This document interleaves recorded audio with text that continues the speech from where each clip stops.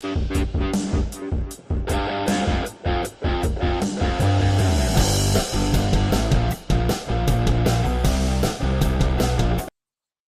evening and welcome to Sporlitiks, where sports and politics mix and mingle. I'm Stacey Johnson. Joining me tonight is Aguna, we hope, the Nigerian moderate Republican, Keith, the constitutional conservative,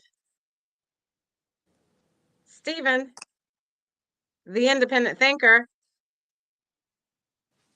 and my late cousin Todd. I'm Stacey Johnson. We have a lot for you tonight. The Supreme Court has decided to hear former President Trump's case as 5 U.S. Marines are missing on a military helicopter in California. Attending the Super Bowl is getting so expensive that the average NFL fan cannot afford it, and Senate Republicans are on track today. We'll talk about it to block bipartisan border deal and a foreign aid package in key vote. Joel Embiid to undergo procedure and expected to miss extended time playing for the Philadelphia 76ers. And the top Democrats in immigration talk says Republicans are ignoring border chaos to help Trump. Hamas proposes a months-long Gaza ceasefire with Israel as the House Republican warns of a Pandora's box in explaining the vote against Homeland Security Secretary Mayorkas's impeachment. And first time ever, Jennifer Crumbley trial. The Michigan jury finds the school shooter's mother guilty of involuntary manslaughter. Jennifer and James Crumbley are first parents in U.S. history to stand trial for mass school shooting. That and more, if we can fit it in. First up, I guess we'll start with you since Aguna isn't on. I didn't hear from him. Stephen, do you want to talk about what's going on with how expensive the Super Bowl tickets are?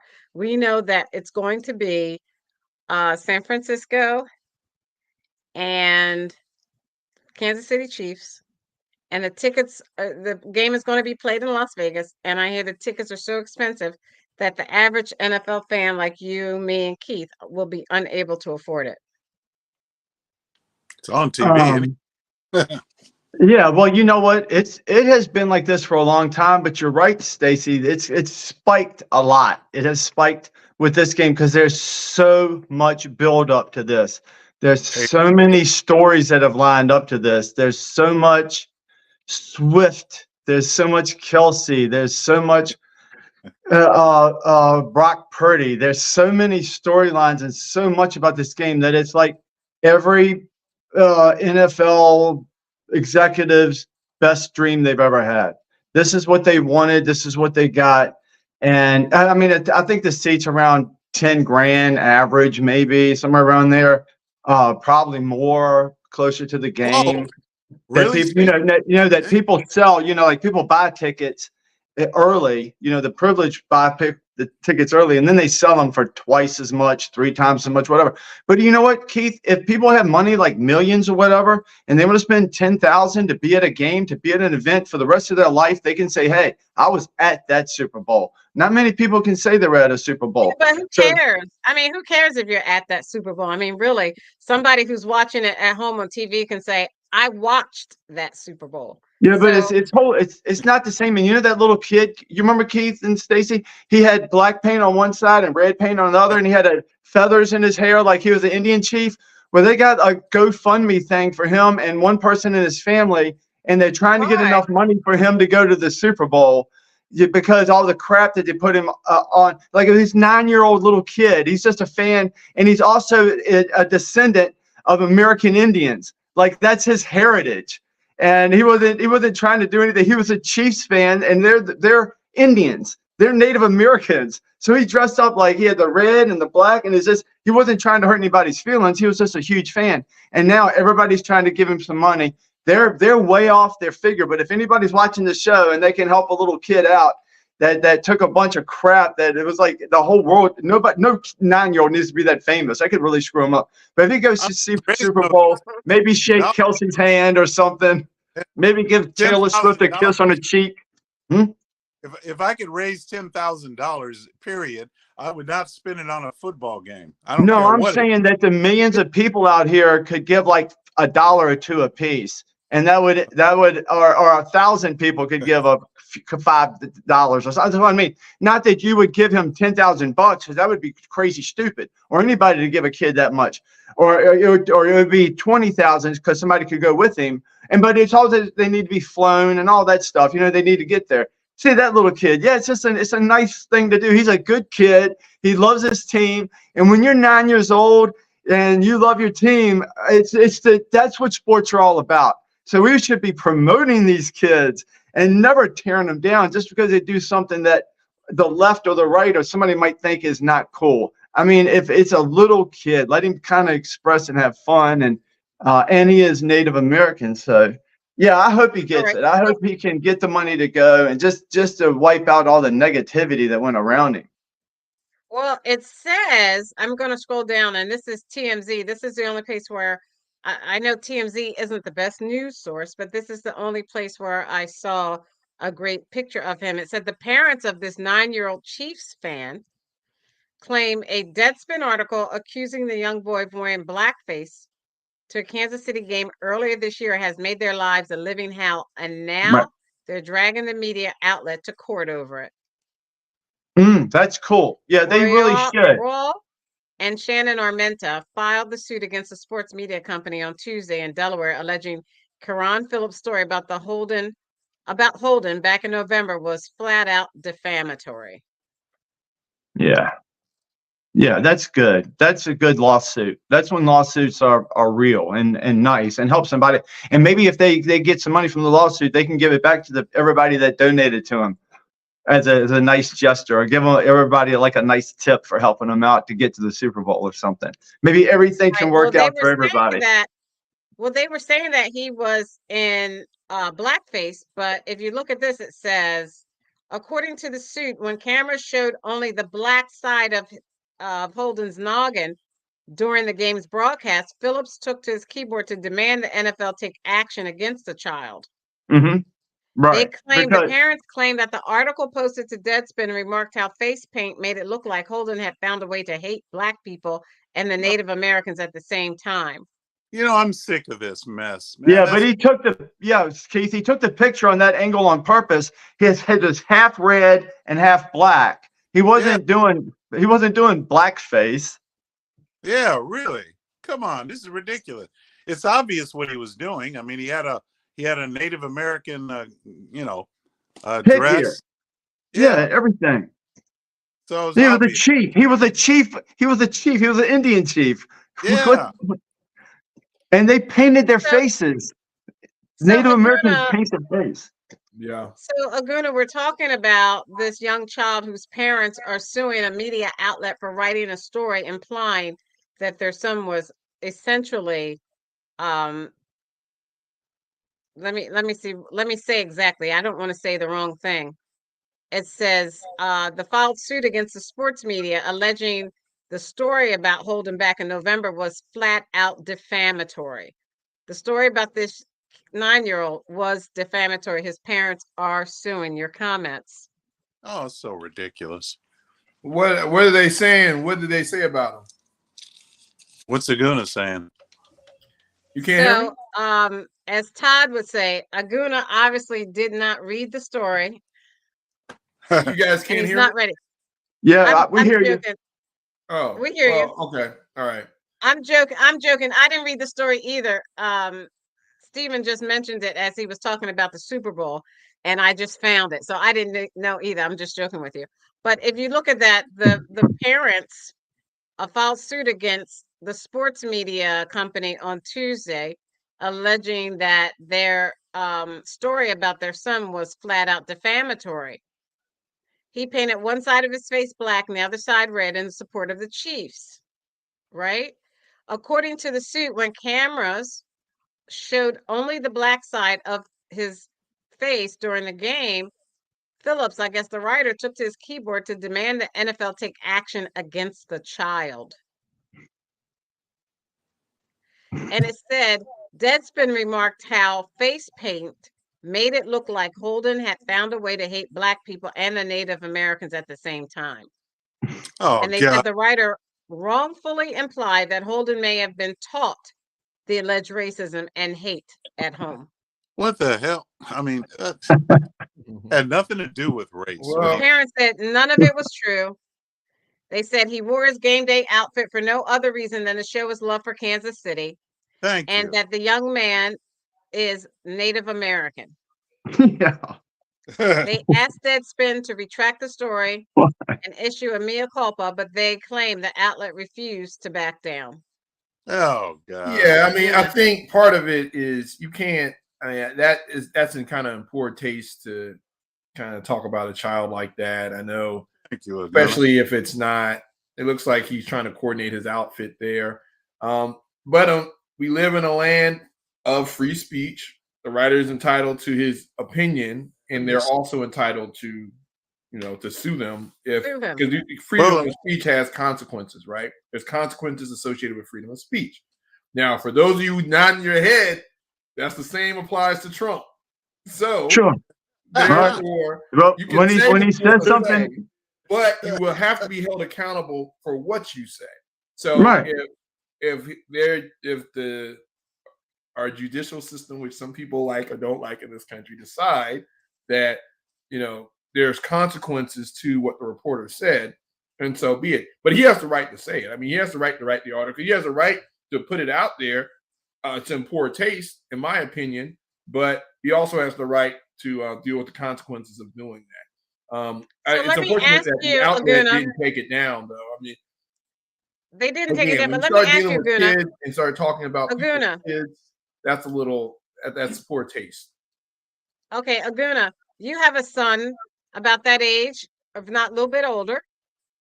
And if he went to the Eagles game, because he is an Eagles fan, and wore half of his face black and the other half of his face green, and they focused on the black part of his face and said, you and your wife made him racist, would you sue But the he's media black. outlet that said that? He's black. what if they painted his face white? And what if they painted his face white and red? If he painted his face half black and half green, or half black and whatever color, Half he white. wanted, Kelly green. I don't know. So would I you don't and know your what you're wife trying to say, sue? Oguna. Yeah, I guess she's trying to say what I prosecute as a result of that. And I don't know. Part of it is we live in a very pansy society of sensitivity. I mean, Yeah. I'm unless now if the child is targeted and there is some type of repercussions of that, of course I want to protect as much as I can my family and everything like that. But people are nuts. They say all kinds of things about everything.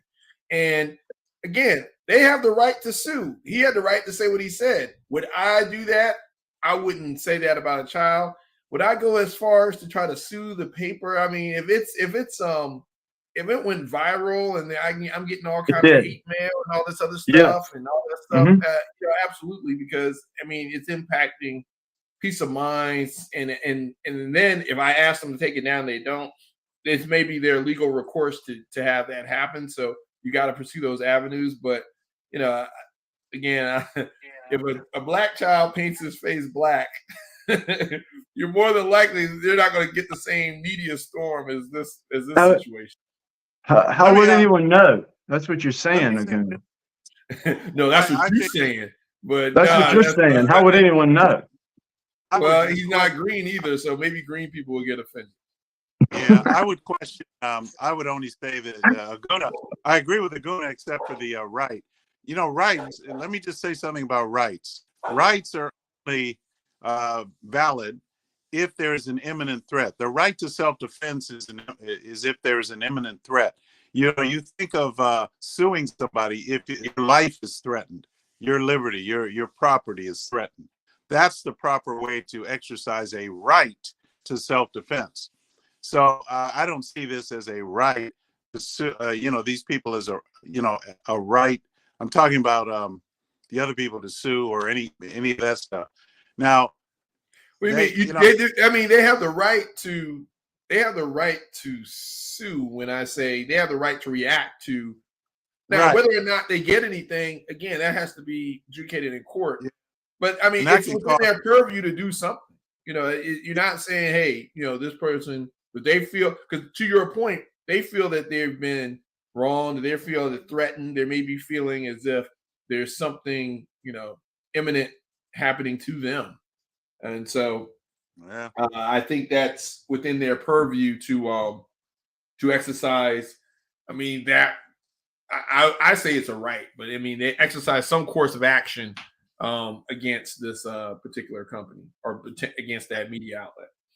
Well, if the media outlet is, yeah. So Aguna, Maybe Aguna, let me ask you this. Would you sue so that you could get college money for your son? I mean, I don't need to do that. You know, so you're inferring that I would need to, you know, a lot of times people sue just because they're trying to get a come up or they're trying to exploit the situation that tried to exploit them. No, so that wouldn't be my intent. Now, if that so happened to happen as a result of it, sure. But I would sue if I was going to sue, it would be for the damages incurred by said action. That's right. If exactly. that happened to pay for college, oh, so be it. Right, and that's what they're doing, Aguna. That's their motivation. They're doing it for that same reason as well, as you would, like anybody would. So if they have a case, if they have a reason, then that's right. That's when you do it. You don't do it willy-nilly. You don't do it because, oh, I'm just going to try to hurt somebody now, because that never works out. You know, like in a karma spell. Anybody, you know, I can literally, if Keith said something to me on this show, and I was like, you know what, I didn't like what he just said, I can sue you. I mean, I can get a lawyer and sue you. I have I'm within my purview to do that. Now, will a judge say, you know, yeah, you know what, there are some punitive damages associated with what Keith said, you know, he owes you X amount or Z, or will a peer or a jury of my peers collaborate or confirm that? That's yet to be said. And so if you think about what happened to Trump and the $83 million, it wasn't necessarily because of the punitive damages associated. It was just kind of send a message to him. And that's another purview of the jury. You're amongst you believe she should have got $83 million, Aguna? I mean, I don't really. I don't think she should have gotten $83 million. That seems a little. She shouldn't have got $83. They were trying to do. They were trying to send a message. A lot of times, it's all political. They're trying to send a political message. If you go against these groups, they will destroy you. They wouldn't make us pay $83 million because they know we don't have $83 million. But that's a political message. They want to keep their political opponent down. No, but it's not just a political message. It's a monetary message. If I he didn't rape her.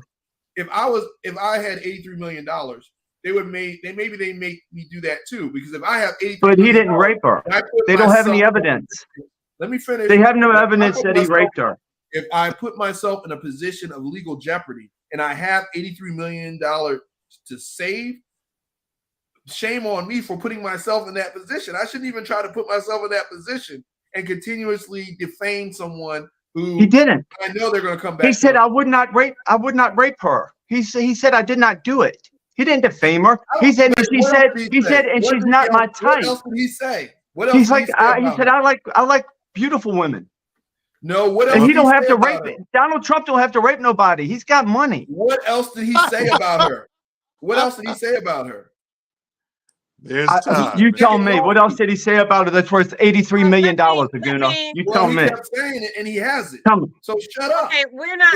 First off, it's not worth $83 million, and you admitted it. All you got to do is shut up.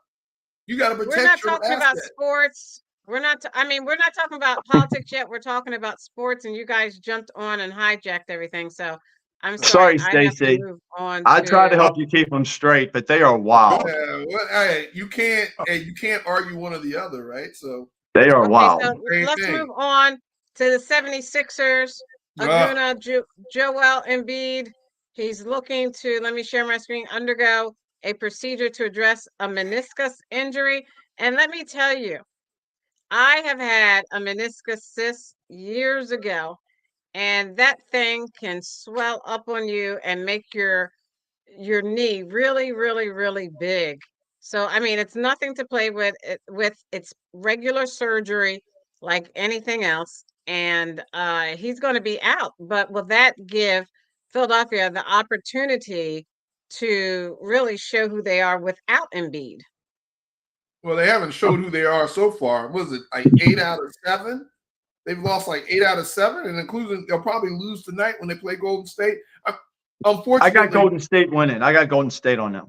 Oh, of course. And Golden State's not even a powerhouse this year. No, they're nothing right now. The game because Steph Curry was playing. But here's the thing. All right. All good. I mean, at the end of the day, God willing, Joel Embiid will come back before maybe at the end of March, right? So we probably have about 6 or 7 games left. Hopefully the Sixers by then are right on the playoff bubble, if not still in the playoffs, God willing. And we are the 7th or 6th seed, and we end up playing like the Knicks or somebody. If you have Joel Embiid and we play the Knicks or the Cavs, maybe we can pull off that first round. You know, it may be a blessing in disguise that we go up and have to be a 7th or 8th seed and go up against one of the weaker, lower seeded teams, right? I'm not talking about Boston. I'm not talking about Milwaukee. I'm talking about one of these mid-tier teams where we can hopefully get him back, win a series, and then go up against a Boston or a Milwaukee or whatever in more of the semifinal rounds. So, again, it was bad timing. You know, Joel Embiid is a big guy. Stay off the floor, all right? He's too big to be flopping around and getting stepped on and getting kicked around. You're a big man, you know, play your position, stay healthy. These injuries keep happening, and they happen at a real bad time because we were on a roll before we took this nosedive that we're in now. So, yeah, right. Hopefully they stay in contention, but we'll see. But, yeah, he's got to stay healthy. It's a Philadelphia pattern right now. When you think you're going to go great, then it just turns upside down. And, you know, who's next in Philadelphia that might potentially do this? Maybe it's when you see the really good teams that win all the, you know, they can win in hockey, basketball, football, like they do in Boston, you know, all together. And then you also see cities, they lose it all, like Washington. What has Washington done? You know, so that's what we're going through right now. Hopefully we're going to have something going. We might get the number 1 pick, by the way. We might with Chicago. The Wizards play the Sixers this weekend, so I'm going to go to that game. It may actually be a game because both of them are kind of reeling. Yeah, you should beat the Wizards. But I can't bet the Wizards. I can't bet them to cover, to get the points or anything else or somebody else to beat them. I can't get the Wizards right, so I don't play with the Wizards. They mess me up every time. Well, they're about to move to Virginia, so maybe when they move to Virginia, we'll bring them luck in the Commonwealth. Oh yeah, we'll see. We'll see if that'll work. You're on mute, Stacey. Thank you. Welcome to Sporlitiks, where sports and politics mix and mingle. Nas. Yeah. Good evening. Nas again. Hey, what's going on? Hey man. Now it's funny that you call Keith everything but a child of God, and then Keith sees you on the show and just is very excited. Can you explain that? This is like when a Southern woman says "bless your heart," or when black women say certain things to you. It's not actual him being nice. It's actually him covering up his huge disdain for me in a polite way. That's how he does it. But Stacey, your hair looks really passive aggressive. I got class. Thank you. I got class. I don't have. Thank you, Nas. So, Nas, did you want to say anything about the 76ers since we were just about to go off of that? I think you were talking previously about the Warriors. Well, I told Aguna this would happen, so you know he should have expected the heartbreak. It is what it is. Yeah, I'm enjoying watching the death of a dynasty. To watch the Golden State Warriors flail away every night, the hero Steph Curry that these people love so much. I love watching them lose. To watch Klay Thompson become a shell of himself and Draymond have almost dramatic psycho problems now because of the losing. I'm on League Pass, and I watch the Warriors every night just to watch them lose. It's beautiful. They're not losing tonight, though. They're not losing tonight against the Sixers. I'll tell you that. Well, you should have told me that this morning because I bet the Maxi overs. Man, okay. So let's move I like on. it. I'm Thank going to you. move Thank you for your on compliment. to Anything can happen. soccer. I want to You move said on to soccer? soccer, and let me share my screen. Aguna is our resident soccer expert. Lionel Okay. Messi, Oh, Uh, okay. I thought you were going to talk he about didn't show Nigeria. up. According to the CNN.com article by Andrew McNichol, written February 4th at 9:58 p.m., Lionel Messi no-show ignites booing and calls for refunds at Inter Miami match in Hong Kong.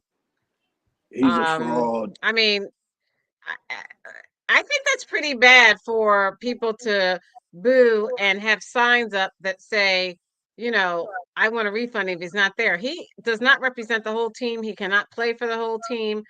And there's more than one player than him. Aguna? Yeah, this is bad. I mean, Own that fraud. anybody else in the world, but they specifically came to that game to see him play. I mean, Lionel Messi has brought millions and millions and millions of dollars to MLS. Brought millions and millions. I mean, the whole league did a lot of things to get him in there to kind of restore. And so it's almost like a book signing. You go to a book signing and you bought the book, you got everything lined up for an autograph of the book, and the person who wrote the book, the author, doesn't show up. And then so you're like, dang, how, why am I even here? Now, Right. the game will go on, but at the end of the day, they were there. I mean, it's in Hong Kong. It wasn't like it was in Miami and he didn't show up. This is in Hong Kong. That type of game, I guarantee you, most of those tickets sold out because Messi was coming. And so I think it's a big deal. I know he's not going to be hurt for the money because he doesn't care. I mean, he's one of the richest, the highest paid soccer players in the world. Does the sport take a ding for this? Absolutely not, because soccer is the most popular sport in the world and it will continue to be. This was just unfortunate for the folks in Hong Kong that he didn't show up. But yeah, they were paying to see Messi, and that Messi got real messy with that one. No pun intended.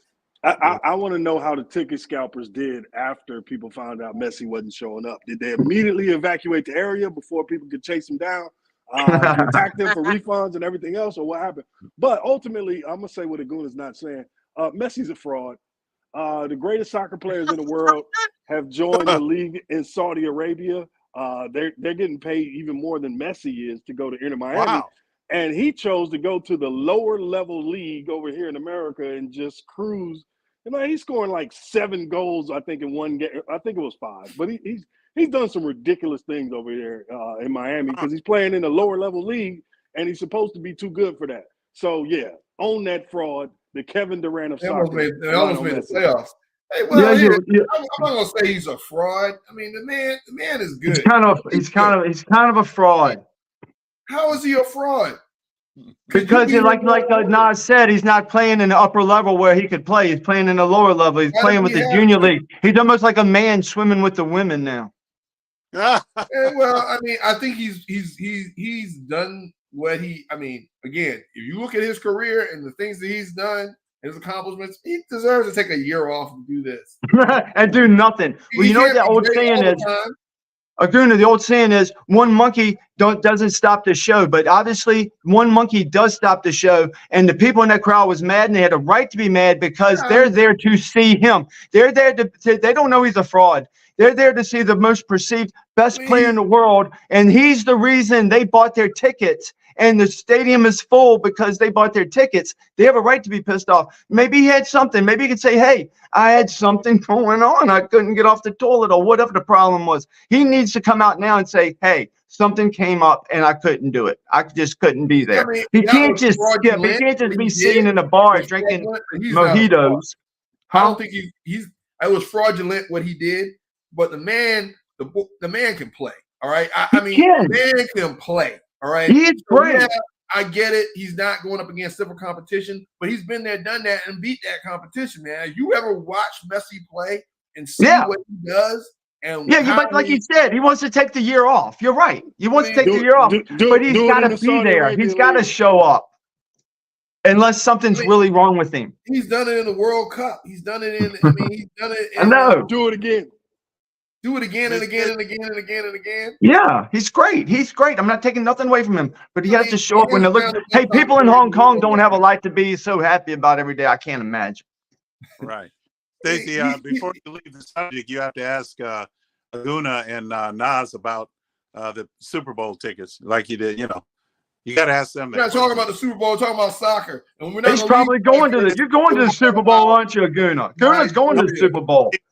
No, Before I'm not you going leave to the Super Bowl. subject, I'm not. before you leave sports, you got to ask. I will plug Nigeria beat South Africa in PKs 4-2 to go on to the AFRICOM finals.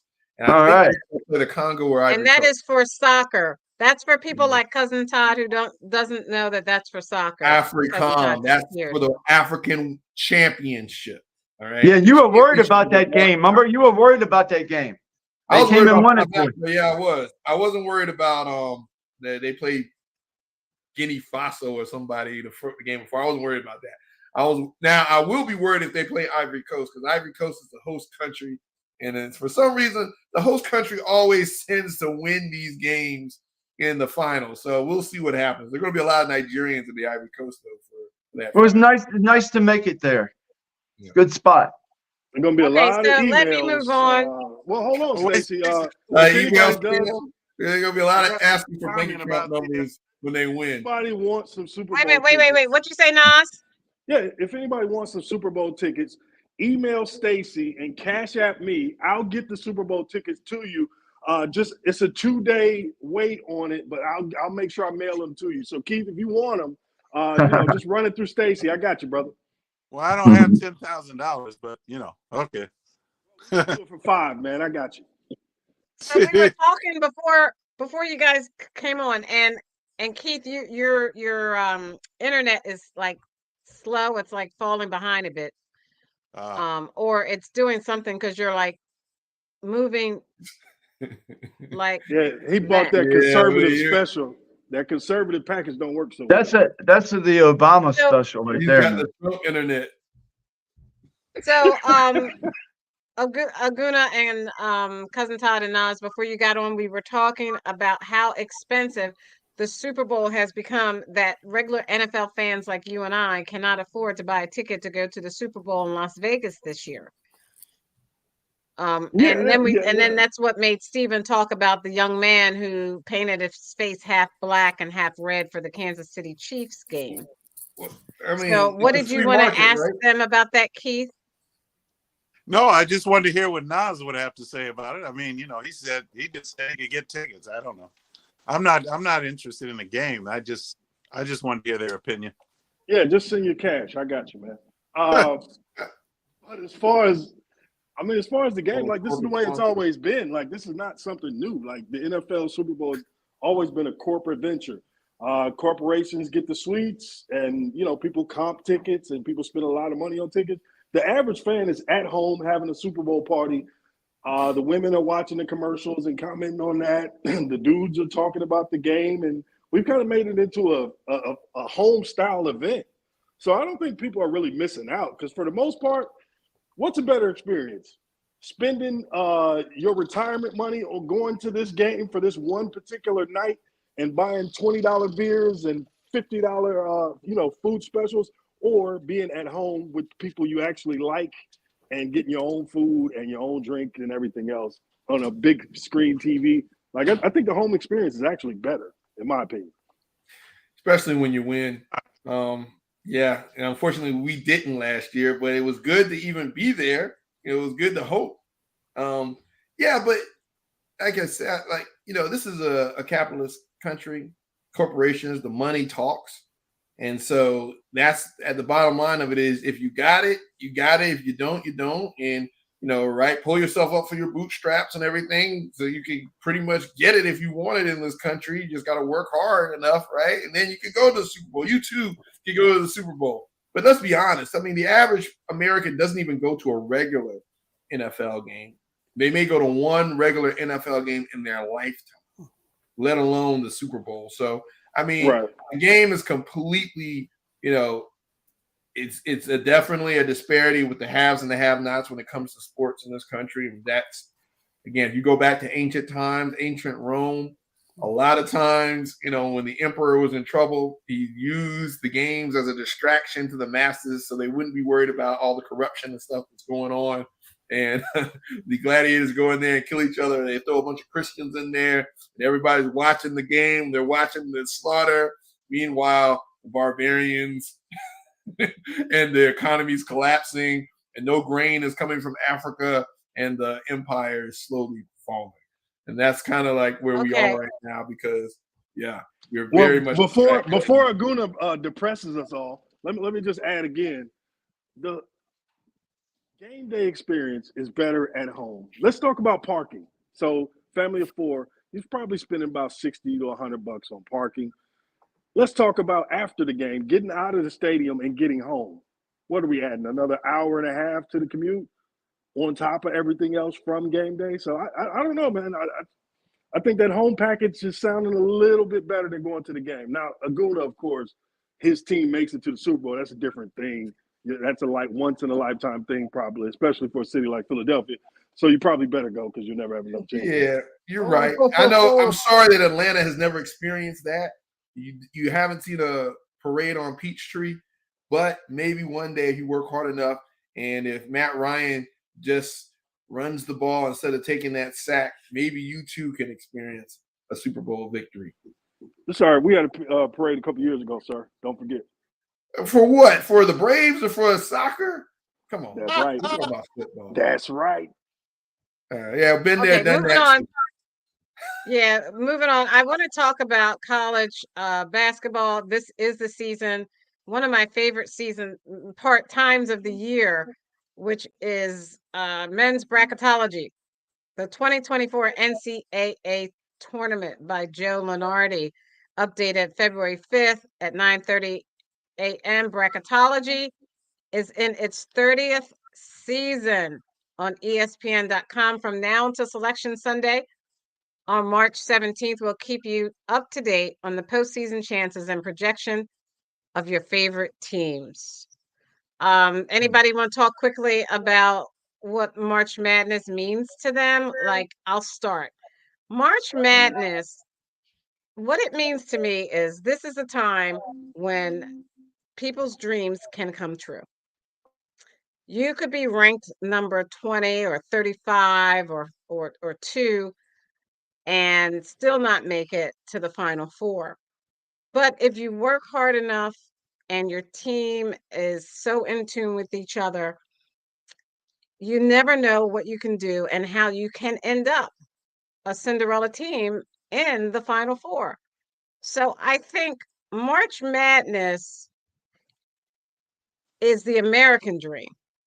It's very similar to the American dream, where if you work hard, like Aguna just said, if you work hard, you can accomplish it if you want to. So that's how important March Madness is to me, because when those people believe that their number 1, number 2, or number 5 or 6 seeded team is going to make it to the big dance and they don't, they're shocked. Anyone else want to talk about what March Madness means to them? Yeah, I mean, it's a fun time, unproductive time for a lot of jobs, as we all know. People filling out their brackets, watching games, not doing what they're supposed to do. But that's why we like it, man. It's, do or die scenarios where untalented teams actually have a chance to win because it's a one-off instead of a series. So it creates this, randomness in the tournament to where who knows what's going to happen. And that lady in your office is going to beat you by picking the team colors when you've been watching games all season, because that's what the tournament is. You have a much better chance winning basketball right now than you do football. Football, it was about 50-50. You had a good chance to win whatever group you were in.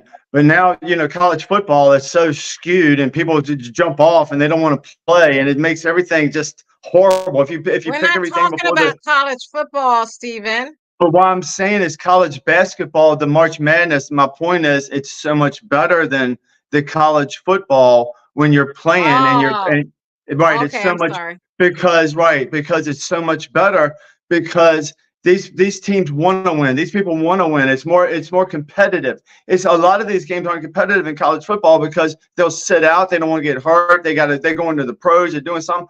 But here, in March Madness is exciting. You do all your picks at the very beginning. You get everything done. You might do 1, 2, 3, 4 different games that you submit.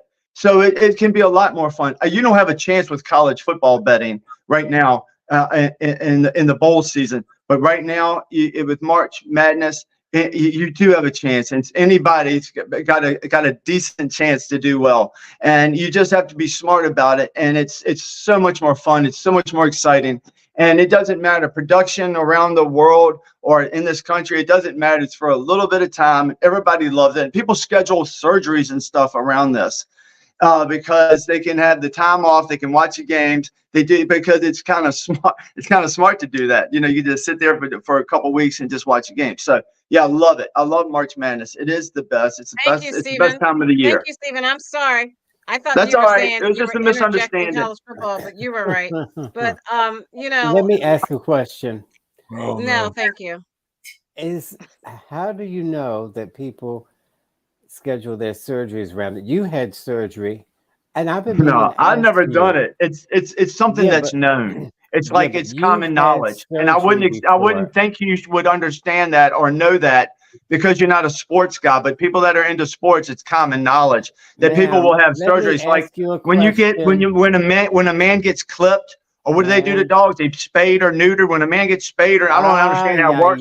But they will do that during March Madness because they can just sit out. They can put their feet up. You already said that. Now I want to ask you a question. You've had surgery, and I never asked you after your reassignment surgery, how are you doing? Well, what it is, I went crazy with the gauges, but we'll talk about that in private. I went a little bit too nuts. Man. I was like Evil Knievel trying to jump 24 buses when I should have stuck with about 12 cars. You know what I'm saying? Yeah. Thank you, Todd, for bringing it up. We're trying to do a decent show here for the children. Well, I just wanted to make sure you were okay. I'm doing okay. Thank you for your thoughts and prayers, Todd. I can always count on you. You got a fast track to heaven, my brother. Mm-hmm. All right. Anyone else on March Madness before we go into politics? Just real quick, another side story.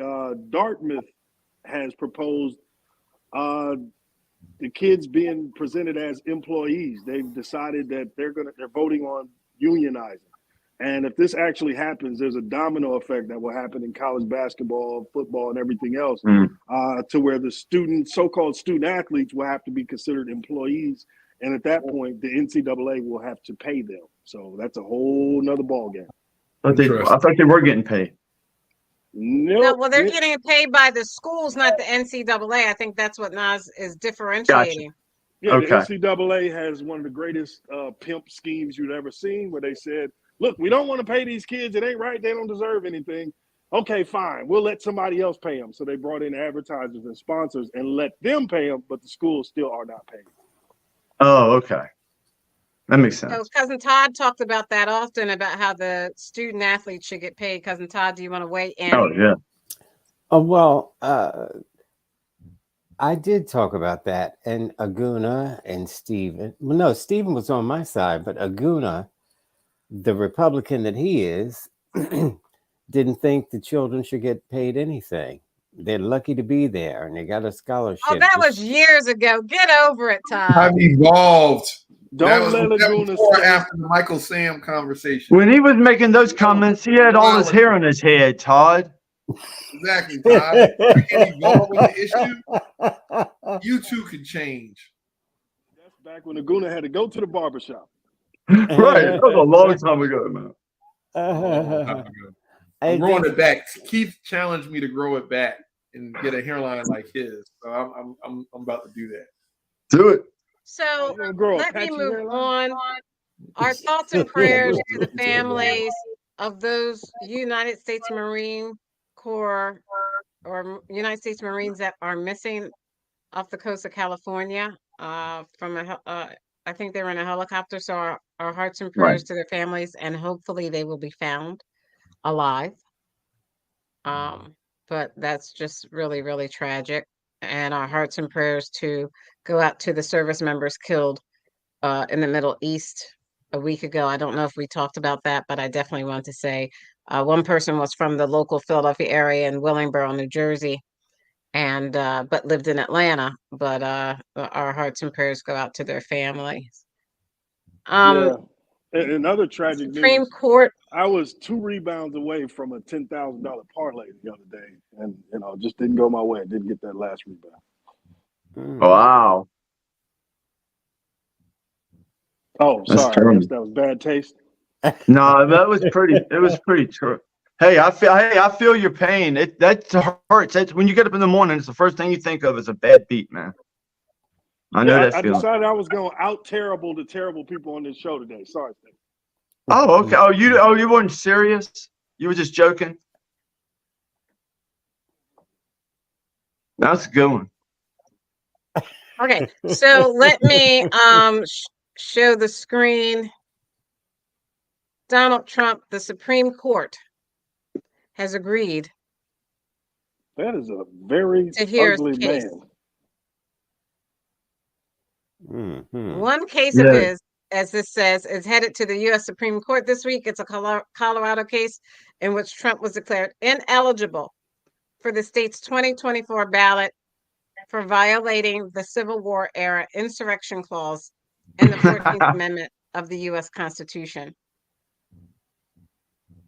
The Supreme Court will hear oral arguments Thursday, the same week that an appeals court in Washington, D.C. clarified that no, Trump does not enjoy absolute immunity from criminal prosecution for his effort to overturn the 2020 presidential election. Let's start with Keith, our constitutional conservative. Keith, where are you? Our constitutional conservative. We want you to talk about how Keith, are you back? Yeah. I see him.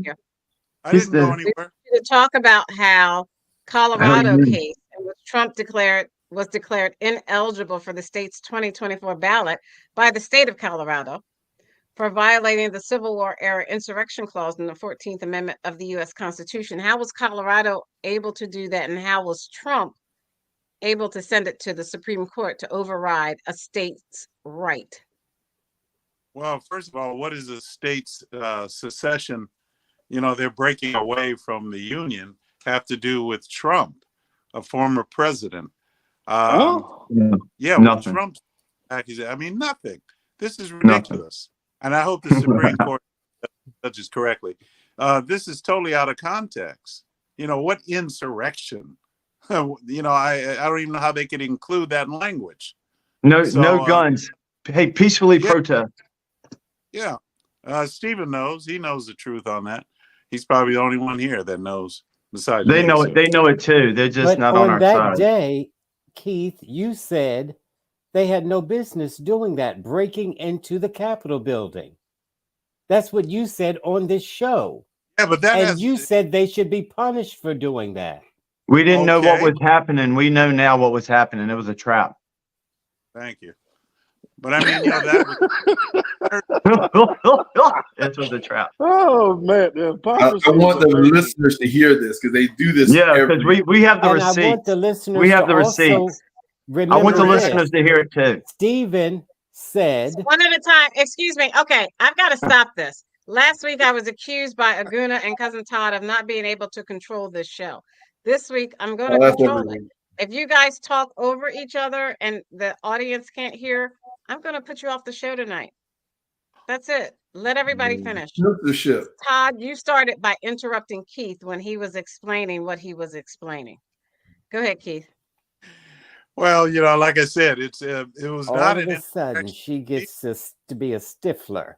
The people who broke well, I don't even know why I'm wasting my breath here, but Stephen, I'm talking to you, Stephen. The people who were in the front of the line trying to break in or get into the Capitol or breaking windows, throwing or whatever, these people were plants.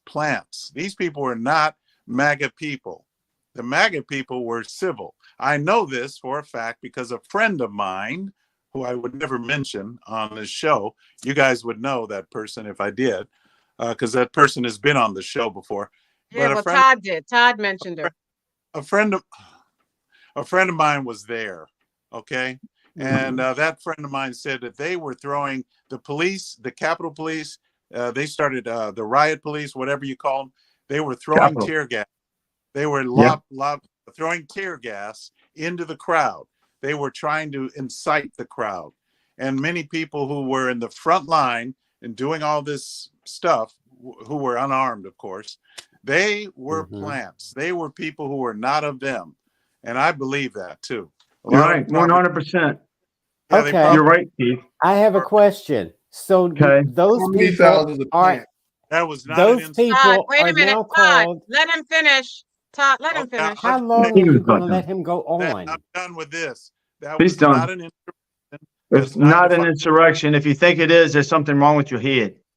Okay, wait a minute, So, Stephen. if Stephen I and throw Keith. a rock through a window, Matter of fact, and the then police, you follow me through that, shot a woman. Okay, stop. Shot an unarmed woman because she was coming through the window. An unarmed woman. All they had to do was arrest her. If she was trespassing, they could have arrested her physically, but they didn't have to shoot her. She's dead. Thank you. If that had been a black person, and it was she didn't have a weapon. Yeah, let me just say. Why did you go into a room? If she was a black person, they would have rioted. Death by cop. Stephen, you call that death by cop? No, it's not death by a cop because she didn't have a gun. It's death by a cop if she had a gun. right. Death by cop. No. Unarmed. Don't go through that window. Okay, are you finished, Keith? Yeah, just let me say this one sentence. Choice. She was unarmed, and the cop was black, and the woman who got shot was white. If that had been the other way around, a white person shooting a white cop shooting a black, probably would have been all over the place. But anyway, Todd. Okay, thank you. He'd have been home. Todd. Go to the gift shop. Get a pass. Okay. This is what I do not want to hear from Stacy. You got to wrap it up. You can't talk Wrap it up, Todd. Now, Stephen and Keith are such two-faced hypocrites. No. What they said was, that was Antifa. That's Stephen. It was. And now Stephen is calling Antifa patriots. What? So are they? You said I called Antifa patriots. You said the plants are not in jail. Antifa and the FBI are not in jail. Those people didn't go to jail. That's why we're pissed. Stephen, you're interrupting Todd. But he brought me up. If your name, you can't say anything. Bull butter.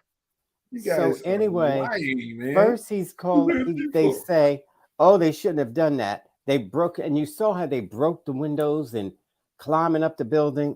And Keith and Stephen both said they should not have done that. They should be arrested for that. And Stephen himself said, "That's Antifa." So now these people are thrown in jail, and he's calling them patriots. Nope. Now, the Trump supporters are. Anybody who was breaking the windows, they arrested them. Certainly not that day. No, they didn't. They arrested them, and they had to go to court. And they were found guilty, but some of them just had to pay a fine. Some of them got probation. You have to wrap it up, cousin Todd. Of course I do. Making too much sense for you Republicans. Just full of crap. Just a lie. And so now you say that wasn't an insurrection, even though at the time it was. No. So the president did nothing to stop it. Guns. Except watch it and laughed. No, he didn't. He said peacefully. He would shut up. He was watching it on TV. You're a liar. And this was in court. So these people who went to court to say exactly what he was doing would not lie in court for fear of going to jail. So they said exactly what he was doing. His daughter even said what he was doing, watching it on TV instead of trying to stop it. That is an insurrection.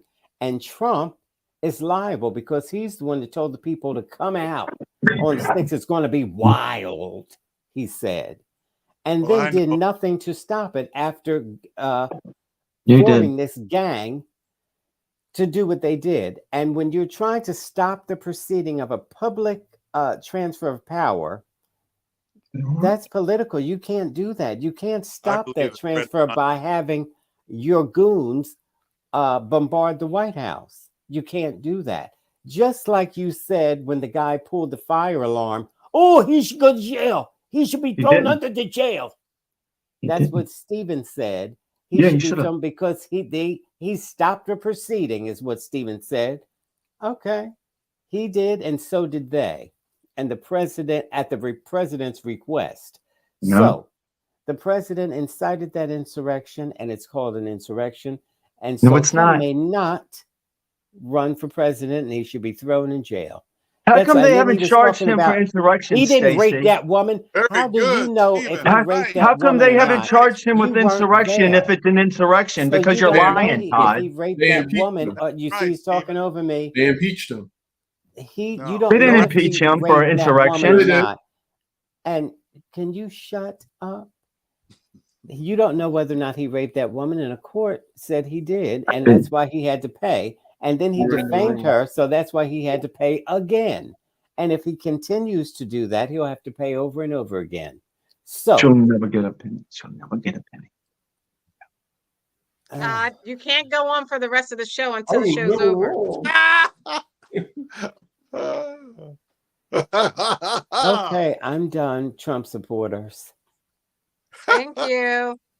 I've got to move on because Todd took up so much time. There's hardly any time left. Oh boy. Does anyone want to make a quick comment about what the Supreme Court will decide as to whether or not a state has a right to determine who is on their ballot for president or not? Great question, Stacey. And I think me and Aguna will probably stick to the questions that you ask instead of floating on to nonsense like those two criminals on the show. But Are you talking about Cousin Todd? No, I'm talking about Keith and Stephen. So when we hear people always talking about states' rights and the Constitution this and the Constitution that, it's kind of funny to see when the situation isn't in their favor. All of a sudden, they want to go to daddy and say, big government, Supreme Court, please save me. But no, I don't think the Supreme Court is going to allow this to happen just because of the precedent that it sets.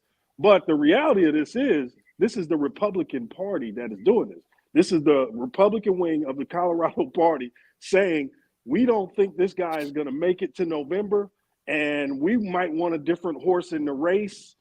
And if we got to get this guy out of here by pulling him off the ballot, because the threat of you losing electoral votes before the election even starts, like that is a huge loss. That's something that you can't make up for, because those are just points you can't get. You don't have access to, but your opponent does. So, yeah, Stacey, great question. I'm glad you brought this up. And again, Trump supporters, this is the Republican Party. This is not the Democrats who is doing this, looking into getting your boy off the ballot in multiple states. Trump is not a Republican. He's not a Democrat. He's more of an independent. It's not your turn. I put my hand up. Can you see my hand? I'm just It's not talking. your Can I turn, talk? buddy. I've been talking for like You're 20 minutes. incorrect. Can I say a word? Okay, wait, Aguna. On the show. Aguna, wait. Go ahead, Stephen. Make it quick, and then Aguna. Go ahead, I'm Stephen. just saying Donald Trump should not be kept off any ballot. You have to worry about people who want to keep Donald Trump off the ballot, out of the state, out of anything. Wants to put him in jail, wants everything they're doing. This is what they do in third world countries. Well, if you weren't scared of him, if you thought you could beat him, lock her up. Remember? But he didn't. He didn't ever do that. Y'all are doing it to him. He said lock her up, and he never went after her. But he didn't do anything criminally. He didn't. He's not a criminal. I can't find anything on him. He did nothing criminally. But y'all want to keep him off the ballot. You can't run against him. You know why? Because he's going to kick your ass. You can't beat Donald Trump. And it's driving you crazy. So you little pansies say, we have to keep him off the ballot. We can't have him on the ballot. We can't, because y'all can't face him one-on-one. Biden can't beat him. Obama's husband can't beat him. Nobody can beat him. Your left cannot beat Donald Trump. There's no way you can beat him. Yeah. That's why you do what you do. And we all know, Keith, we all know this. Stacy, we all know this. All of us know this is why you can't beat the man. You got to beat the man to be the man, and your side don't even know a woman from a man. Your side don't even know a woman from a man. Donald Trump's the man. Donald Trump is the man, and you can't beat him. So you got to keep him off the ballot. You got to keep him tied up in court. He was a and some frivolous BS. He was a dictator. Frivolous BS. It's all you have. Okay, The people in this country know what they want, and it's not you. It's not you. It's not you. It's not you. They don't want you. The bottom line. The country does not want you. I'm waiting for this. Aguna, before you go, can we get a point of clarification? I believe this man called President Obama's wife, the great Michelle Obama. I believe he called her a man. Sir, did you say that? And will you say that again? Is that some statement that you're making? Because I think you people need to get yourself together, because sometimes y'all get a little too disrespectful with your mouth and some of the things that you say. Stephen has no decorum. He has no decorum. You know, this is what I'm not saying it. A lot of people are saying it. Millions of people are saying it. I'm not. I'm asking. Hey, what do you get my opinion? I'm saying millions of people believe that. You care about my one opinion? My one opinion is I don't know. I don't know. There's something really weird about Obama. There's something really weird about his wife. There's something really weird about Bill Clinton and his wife. These people are weird, and I'm not on their side. And maybe because I should love Obama because he's half black. I don't. I don't love Obama because of his policies. I don't love Obama. Okay, I don't love his wife. Thank you, Stephen. So put your feelings. Stephen talked about how he doesn't like them because of their policies. He didn't say he didn't like them. No, Stacey, he did not. He said something's weird about his wife. Yeah, and he said something was weird about. He said something. Excuse me. He said something was also weird about Clinton and Clinton's wife. That's what he don't said. do that. You don't allow that. You've always said, "Look, keep the wives out of your mouth." Yeah, Stacey's changing. She used to have a fit when anybody talked about Obama's wife or Bill Clinton's wife or Bush's wife. You said. Well, as for it's important for our viewers. Women, I think it's important for our viewers. Generally, women who are not politicians. Excuse me, women who are not politicians and are the spouses of politicians, I think they should not be treated the same way and cruelly because they're women. Hillary Clinton was a politician. She ran for president of the United States, so her daughter was not. Well, they said Obama's wife might run. They said Obama's wife might run because they have nobody else. Why are you even feeding into this? She has not. She has not, and she is not running. That's not. She might. So go ahead, Aguna. At the end, again, thank you for finally bringing that to a close. The bad part about this whole Colorado thing is the fact that if Nikki Haley could actually win Colorado, Trump is going to have a hard time there. And the Republicans in Colorado know that. It's not about suppressing Trump and all this. It's about winning the election. And Colorado is a purple state. And it's you saw what happened to, what's the name, Bobbitt out there and all this other stuff. So you need to at least have a more centrist or more polished candidate in order to flip that state. So the Republican Party in Colorado is saying, let's get him off the ballot. Let's set the precedents now. And this is just a feeler, because you better believe, again, the only reason why the state would do something like that is if they're trying to send a message, right? And when the Supreme Court shoots it down, because they're going to shoot it down because they don't want to say, all these states start doing all these things. It's very contradictory to this whole voting ID issue that we talk about, the whole abortion issue that we talk about, when we're not passing things down to the states, when all of a sudden it's okay, now the states can't decide on federal elections. Now you're getting into this whole states' rights debate. But at the end of the day, like I said, Nikki Haley would probably win that state, or at least contest it more than Donald Trump. Great job. Okay, thank you. Let's move on. I want to move on to let me share my screen. First parents in U.S. history to be convicted. Jennifer Crumbly trial. Michigan jury finds school shooter's mother guilty of involuntary manslaughter. Jennifer and James Crumbly are the first parents in U.S. history to stand trial for mass school shooting and the first mother to be convicted. Let's start with who's here? Cousin Todd? Oh, okay. I think it's a good thing. This sends a message to parents who sit idly by while their children wreak havoc on schools, and also for the parents that think that it's normal to buy a child, 15-year-old child, a gun. Do you have that picture of Bolbert, Stacy? Yes, just a moment. Okay. This boy was 15 years old when he went into that school and shot it up and killed these people because the parents bought him a gun for Christmas. 15 years old and mentally disturbed.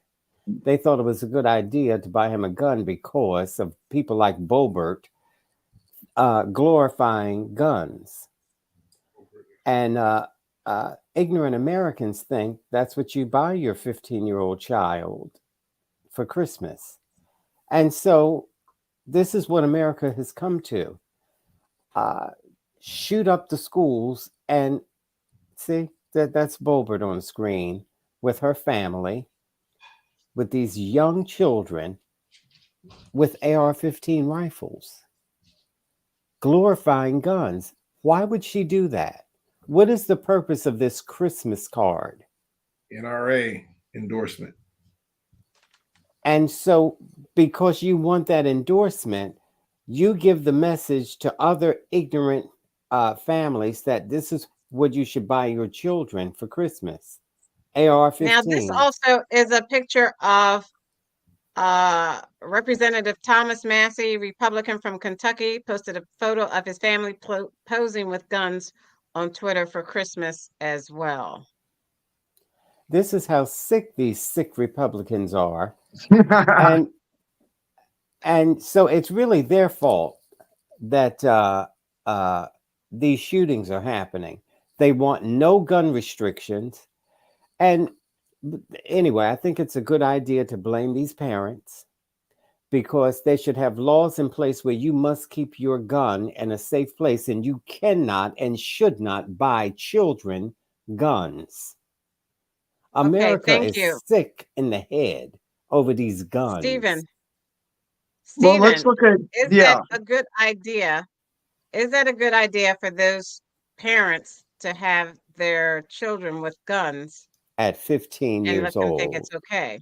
I don't think any parent, I don't know if Todd's a parent, I'm not sure, but I don't think any parent would think that their 15-year-old kid would have the inclination of shooting or killing anybody in any kind of way. Maybe they even think though he's mentally disturbed.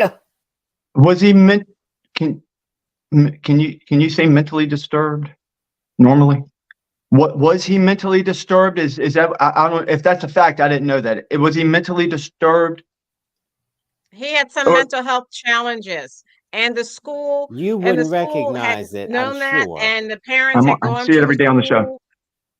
The parents had gone to the school to discuss it with the school counselors about the mental health challenges that their son was having. He doesn't even know the topic. Okay, yeah, you know what? When you have something like that, that you should look, now he's going to change his answer. No, I've got Todd. This is what I do that you don't do. I got different information. I'm an independent thinker. I'm a critical thinker. You're not. I can think on my toes. I can win the football game. You can't. You don't know which end of the round the football comes out of. So look at his boyfriend laughing at that, and it's not even funny. He'll do so, but if you have kids that you know that are going to be good and responsible, you're not going to be worried about them having guns. But now that I know, Todd, that this kid had problems anyway, he's got mental problems, I can now as a Oh, thinking individual gosh. that you can't. You'll be so bought into your side that you can't think for yourself. You have to stay on your side of the Ma'am, no left, 15-year-old because you can't child think for should yourself. have a Todd, This you is gun. get where you okay. this is Thank where you, people Stephen. like you Thank screw you, everything Stephen. up. Thank you, This Todd. is where you Thank screw the you. whole world, because you can't Todd, think this on is your how own. you get us off topic, and this No, is how I'm you right on get us topic. I'm right on also. topic. I Now said, that I got new Todd, information, I say that guy that was what he was in Congress or whatever, that he bought his enough, kids guns. I'm sure enough, his kids know that enough. they're responsible enough to have guns. Not every The 15-year-old microphone. with a gun is going to mass murder somebody at school. We all agree, right? okay, thank you, thank you, thank Microphone. you. Keith, let me ask you this. I Yes. did some, I watched the video of the testimony of Jennifer Crumbly after, after the live event had occurred.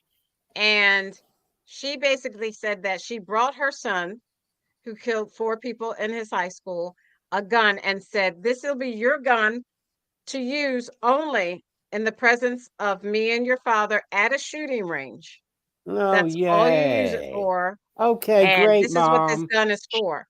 And then we see these 2 representatives with their children and family members with guns. So it seems to be the type of thing that families do. But the question is, Sick families one, do. the question is, should they give their children guns to 15-year-old use? children. And the minors, should they give their minor children guns to use in their presence? And should they give them those guns if they know they have mental health challenges? Keith. Well, yes, I would say I think that well, when I was about 10, see, I remember back in my first 22 rifle. I had a 22 rifle I was learning to shoot when I was a kid. I was just a kid. I wasn't even 10 years old. I remember. And that was a long time ago, back in the 60s. Who gave you that Of course, gun? we went out to the desert, Lancaster, Who gave California. you the gun? My mom. And my mom had a gun. Okay, so remember, this case is the first in American history. Now, write that down. The first in 200 and some odd years. Out of 200, you think in 200 years, Stephen, there have not been cases like this? Where Probably, yeah. Yeah, but it's a different climate right now. Yeah, exactly. It's a political climate that's out to get your guns. 200 years ago, children weren't being slaughtered in schools. And I verify this by the fact that Todd responded. The first thing he did is he went to guns. Guns are the problem, Todd. So we got to get That's how control he of those killed the guns. children. What else would the topic be? Huh? All No, right. I mean, Okay, thank you. just saying Thank you, 200 Keith. And of years. course, you're avoiding the topic. You're avoiding the 200 topic. years. Give or take Should the 200, parents be held accountable? 200 years. Should the parents not be held Okay, accountable. okay, thank you, Keith. Thank you, Keith. 200 years. Cousin Todd, did you make your comment? Yes. Aguna. At the end of the day, No. so I think the parents should be held accountable for the actions of the kids. Just a case in point, in Baltimore, where these kids, these juveniles, are breaking into cars and doing joyrides. Yeah, they're starting to haul the parents in and saying, "Hey, what are you doing with the kids? Stop! Know where your kids are and contain them. Otherwise, we're gonna go after your insurance. We're gonna go after you if you do these things." Which So Stephen and Keith would love that. yeah, in Baltimore, they'd love it. Now, when it comes to mental health, in suburbia, all of a sudden, well, the kid needs to know, I'm sure they're responsible. Look, a gun in the hands of someone who's not mentally capable of using it for a safe reason is a liability. That's why, if you talk to law enforcement, I want to ask law enforcement what they think about it. Talk to the people who really have to deal with that, where these 15-year-old kids are blowing off each other's heads every day over a pack of cigarettes, over some weed or something like that. Talk to law enforcement. I believe them more than I believe you and Stephen on this show, Keith. So they say, hey, less guns is better. So was he really Okay, thank meant you. Nas? Yeah, Nas? I'd probably take a different You're view going on in and this. out. Keith, you go in and out. Sorry. Go ahead, Nas. Keith, give the kids guns in school. Yeah, I'll probably take a different view on this one. I'm more concerned with the gun manufacturers and the NRA. I think they're the ones who should be held accountable. They are the ones who should be sued. As Aguna kind of alluded to, the problem is the proliferation of guns out on the streets and the things that can happen when they're in the hands of an irresponsible gun owner, especially a teenager, let alone one who has, the mental issues that this kid had.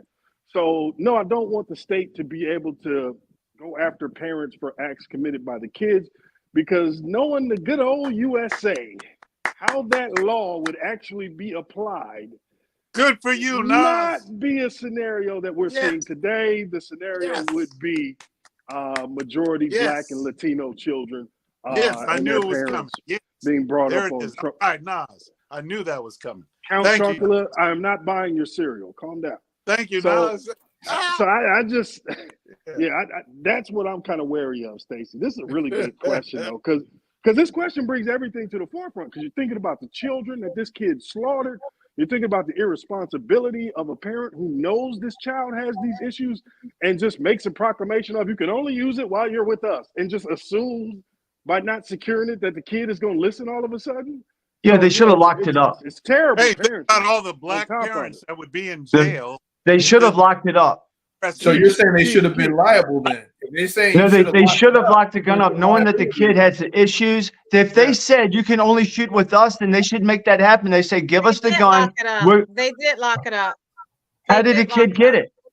No, the kid got should it out not of have the known wall. where the gun was. I would have hid the gun from the kid and said, you can only shoot when we go to the gun range, and then hide it from him if he has mental issues to start with. But still, I think the guns are shooting like any other activity can help anybody do better in their life. If they can just start hitting bullseyes, they might feeling better about themselves. I wanted to say to Nas, just think of all the black parents that would be in jail for all the gang shootings, black on black crime. Wow, isn't that something? Yeah, but Wow, Keith, if all kids were taught in school how to shoot guns and they were allowed to carry, there'd never be another school shooting. Oh boy. Okay. That's your answer? Yeah. This is You really actually believe that? I want There would never be another school Okay, shooting if excuse all the kids could carry. Okay, be shooting okay. at each This is other. not a free-for-all. You got to stop talking. So if you look at the screen, this is the young person, the minor child, his mother and his father. His mother was convicted, first time in U.S. history. His father goes to trial, I think, next week or the week after. And a sad, sad story. Yeah. Stacey, don't gloss over the fact that one of your contributors just said that students should be able to carry guns in the classroom to school in order to prevent mass shootings. I want that. Yeah, I don't believe that's true. Thank you, Aguna. Thank you, Aguna. Thank you, Stacey. You know that, Stacey, you know a joke when you hear one, right? Being sarcastic. No. Okay, you were being sarcastic, so you want to clear that up and tell the audience. No, I shouldn't have to. I shouldn't have to clear it up. No, I do think that children should be taught how to shoot guns, but I do not think kids should have guns at school every day. I said that would definitely end school shootings if somebody knew that the school, all the kids had guns. That's obviously a joke with anybody that's sense of humor. Huh? Yeah, Okay, Stephen, you can't have it both ways. You can't sit there and say it's a joke and say it possibly should be done. You can't do it both ways. You have to condemn children, minors, carrying guns in schools. I said the fact that I said that they were going to carry guns in school was the joke part that should be obvious to anybody with half a brain. It's obvious to What I'm someone saying that is, okay, wait a minute, everyone. Wait a minute, Stephen. What I'm saying to you is just condemn it and say what you said is not what you meant and it's wrong. Just do that. Well, you got to stop cutting my mic off. If I said it was a joke, haven't I already said what you wanted me to say? I already said it was a joke. Well, then we're going to talk about semantics. You're talking about semantics. Double down on it. No, what I said was, of course, that we don't want children. That we don't want children to carry guns in school. But if we did, then they would never be shot up again by somebody coming in with a gun. Ha ha ha! It's kind of a funny joke, but of course, everybody should be taught how to shoot a gun. So let me tell you, Stephen. Stephen, show. it Not was not a funny. funny joke. The responsible right thing for you to do As an would be adult, what I said, which is say, no, that's not what I meant. What I meant was children should not carry or be allowed to carry, minors should not carry or be allowed to carry guns in schools. I said, just say that. You did not say that. You went on to restate your joke. he That still doesn't is get it. not So saying watch him, that you audience. don't agree with it. And that's what I was asking you to do. But you can't Okay, do if it, and I that can't stay on it anymore. I have to move on. no, if I that am You failed. condemning it. You failed. No, no, if So that's no, I you had can't the give you moment. another chance. You I gave you a failed. chance then twice. every I child. gave you a chance You twice to failed. change your Even statement, babies. and you didn't. If So babies had I'm guns, going to abortion condemn it, wouldn't. and I'm That's going to say asking Then that you're is wrong. wrong. Minor children should not carry guns in schools. Absolutely not. Independent And thinker. I, and Sporlitiks, do not agree with Stephen's joke. Period. But But I if have it's to a make joke, it means I didn't mean it, when I ask Not a Stacy. you to joke. make that, but Don't when I joke But ask if you to it's a make about your joke, it means I time, you didn't mean do it, it. You're gonna joke Stacy. about the Holocaust. No, I think you you're have to being. say it. I You think you're can't just being. say I it. think you're being a Would you joke joke at about this the point. Holocaust? You would Move not. on, because No, he's you're the joke. psychotic. Oh, I don't want children. You know what? I'm back up, Stacy. Let's have every children carry a This gun is if it's mental responsible. illness. Let every children carry a gun. I don't. And that in high school. What? What are you saying? Doubles What are you down because saying? he can't. That just He because doesn't people have have the a gun, that humility they're to say he a misspoke. problem, that they're going to hurt Yeah. somebody? No, Yeah. it is That's rare what that guns are for. people with guns hurt people. It's very rare. That's not true. Guns are not the Not problem. That Not rare. 15-year-old kid Not was rare at Not all. the true. problem. That went That's in there not and shot up a mental school, illness. or the guy who shot up the likelihood of an church accident when he is went in both there. sides. When the guy went Why in do the you church have and so shot many all the black examples? people that were nice to him. He's Oh, let's talk insane. about black people now. That doesn't mean I can carry guns. Mentally My ill. children, my grandchildren, Can my we great move on with this grandchildren show? can carry Can guns. we move We're on? not The going to more kill you anybody. talk, the Can more we you get, move and the on? more our audience understands. All right. the No, more they know Okay, it's no, I thank true. will not I'm be gonna move on. condemned for speaking Can the we? truth. If people want to You defend just got themselves, condemned. if people want to defend themselves, they have the God-given Stacey, I'm right a to defend man. Kick themselves. him I'm a out. man, Stacy. I'm a Kick you Throw man. out. him I out. am not. I do I'm not gonna move fall on. under your. I do not fall under your rules. Stephen, I do not fall under Stephen, your rules. Stephen, stop talking, It's please. the I've got to meltdown. move on. It's the meltdown. The Come Senate on, man. Republicans block a bipartisan border deal and foreign aid package following months of negotiations. Keith, let's start with you. What's going on, or do you want to start, or do you want someone else to start? I'll go. I'll go. So there were two stunning failures for the GOP today. And let me share this screen instead. Mike Johnson and Mitch McConnell failed. F grade. Why did they fail? Who wants to go first and why they failed? Well, Today, because specifically. why they failed today? Well, Yes. there were four Republicans who, Tom McClintock, let's see who else. There were four Republicans who went with the Democrats, and of course McConnell he negotiates with the Democrats, so that's why they failed. Because the Republicans can't seem to all get on the same page, and unite on any issue, and it makes it very difficult for them to pass anything on the Republican side. But I just want to say this also. This was their bill. It's not the Republicans' ball. This bill You was just skipped over that. It's not. let me tell you, the reason I say that is because this bill was not negotiated by true Republicanism. It was done by the Rhino Republicans in the Senate, and like I said, Who do you McConnell call? is But not. we don't know the difference between them. McConnell works for the Democrats. What is the So difference it was between Yeah, them? this is insanity. It was a Democrat He's bill, panicked because he doesn't know what was in the That's bill. why it He did doesn't not know what was pass. in the bill. and it won't It's pass negotiated. because Biden has the power already to do what He does the not. bill. By executive order, and that's not legislative. Biden already has the power That's to do Okay, it. thank We you. know Thank you, that. Keith. Well, can I finish? Can I finish? You're Well, letting you them. gotta You're sum done. it up. You're done. Sum it up. No, Sum it up. No, it was in Stacey, the bill. you let them talk over me. I don't know if you let them, but they talk over me, and I don't really get to complete my Struggled to sentence. grasp the So concept. You didn't read up the whole beforehand, idea, and you didn't know the the difference funding, between the parties and who presented it. That's the why. bill You're required uninformed. the bill required funding to Ukraine. The bill required new emergency powers to the Secretary of Homeland Security Googling it. to declare an Read everything emergency. you don't like. And yet they don't need to do that. Biden already has the authority to enforce Title 8 USC law, and that is a federal law. He already has the power to enforce it. But we want So, as I'm gonna citizens, stop, we please. want I'm gonna stop. I'll let you do it. legislative. Let the Congress do its job. It's not the executive. Aguna. Doesn't need to be involved. Just wait. All we Aguna, have All right, just thank wait. you, Keith. All we have to do is enforce what Trump It's already tyranny. Trump Okay, already thank did you, it, Keith. and he undid it. So that proves Thank you, it. Tyranny. Keith. Okay. Thank you, Keith. Congress do your Aguna. job. Aguna, See, I let's don't go talk to when he you. talks. Let's These go guys to are you. And you see the screen says, so rude, this Elizabeth. is a CNN.com article No. written today at updated 7:44 p.m. Eastern Standard Time by Claire Foran, Ted Barrett, Morgan Rimmer, and Manu Raju.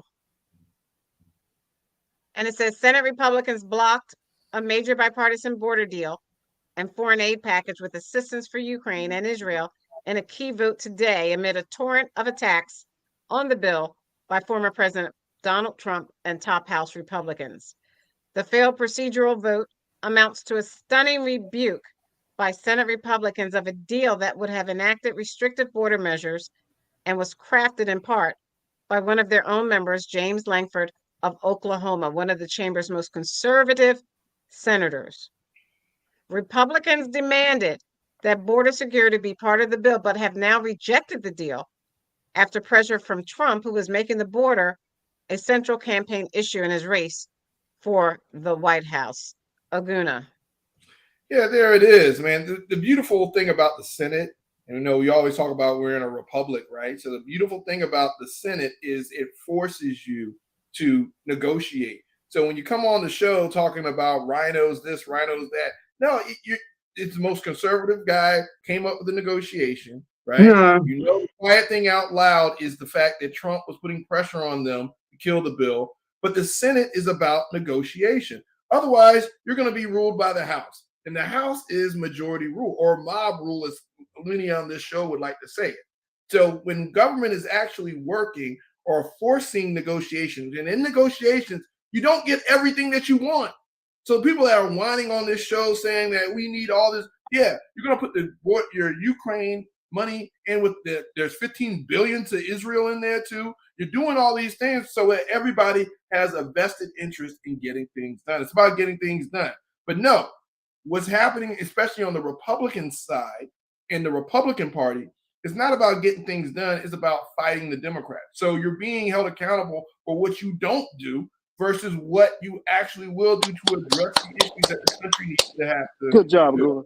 So at the end of the day, it's nonsense. You guys get on this show talking about democracy, the Constitution, blah, blah, blah, blah, blah, blah. But then when you actually see it actually working in front of you, you sit there and come up with some BS about rhinos this, rhinos that. You in the Senate, you negotiate. That's part of it. That's why the minority in the Senate has a say. Thank you. Now let me see. Let's talk about what happened in the House today. And I want to talk about what that means for an everyday firefighter or teacher. It says, let me go back to see who this was written today, updated 8:40 p.m., 20 minutes ago. Melanie Zanona, Annie Grayer, and Manu Raju wrote that chaos has been a common theme for the 118th Congress. But this week, lawmakers took the drama to new heights as Republicans in both chambers sank two, not one, but two top GOP priorities: impeaching Homeland Security Secretary Alejandro Mayorkas and securing the southern border.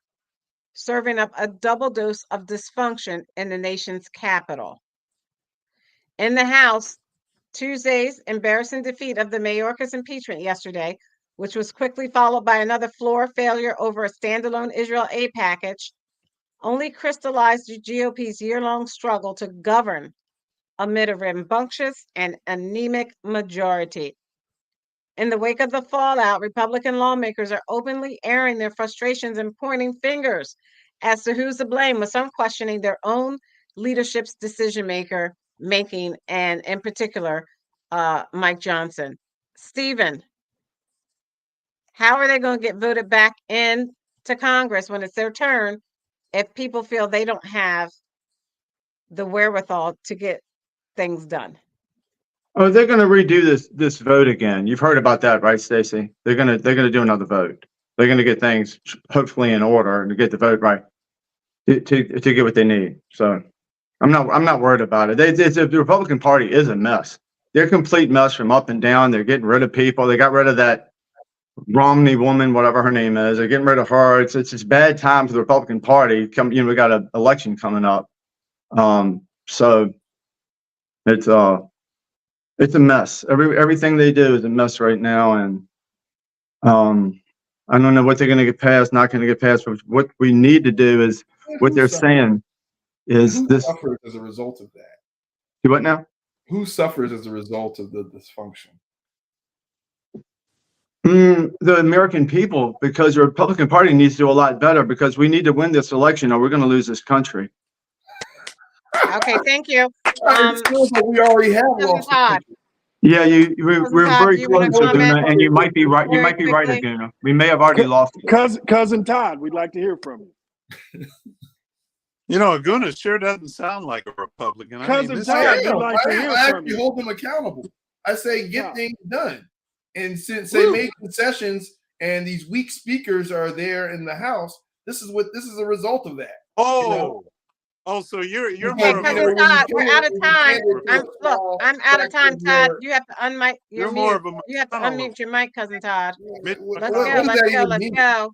You know, McConnell is one of the most Get in conservative here. states in the country, and because he works with Democrats, that means he's a rhino. When he's a Yeah. senator, and you're supposed to work with Democrats, so that's And- the problem. And The to be constituents, clear, so-called constituents, are holding them accountable for actually doing their job, or right. or not And- holding them accountable for doing their job. Okay, and to piggyback off of Aguna, Mitch McConnell has been there since the 1800s. Long before there was a Trump, there was Mitch McConnell getting Republicans' work done. But you people are so sick and brainwashed, now you think Mitch McConnell is a Democrat. He's got to Good go. Lord. He's got to go. He's going to go soon. Okay, all right. Hey. So this was a Republican idea to secure this border, and the Democrats did not like it, but Joe Biden went along with it. It's not true.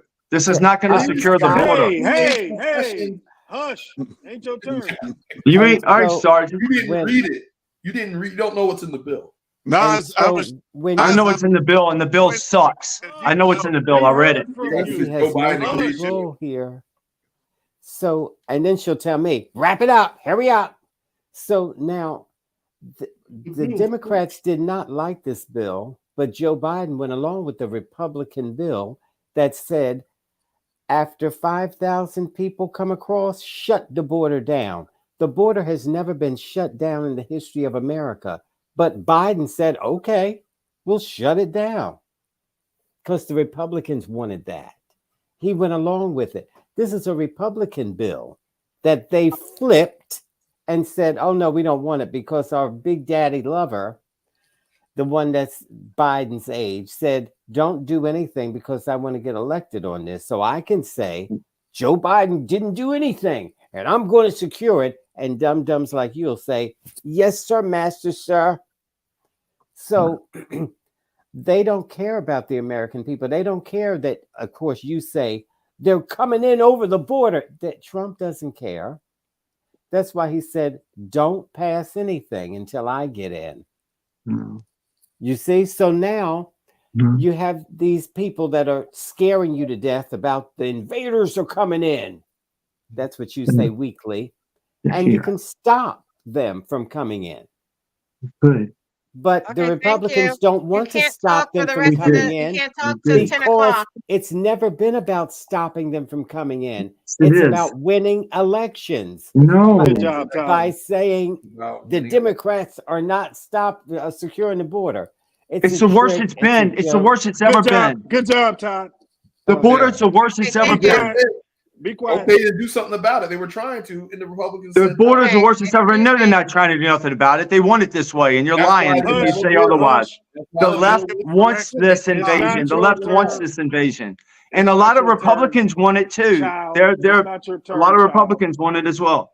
Clearly, Child, it's not your clearly, turn. that's what we This just is our said. roundtable discussion. We're going to start with Keith, then Do I get a Stephen. chance to talk, or does Steven just get to keep talking and I don't ever get a chance? That's how we- You talking more than me. Well, you can, for the in the interest of time, Nas, what I want you to do is add in, save your part till this part.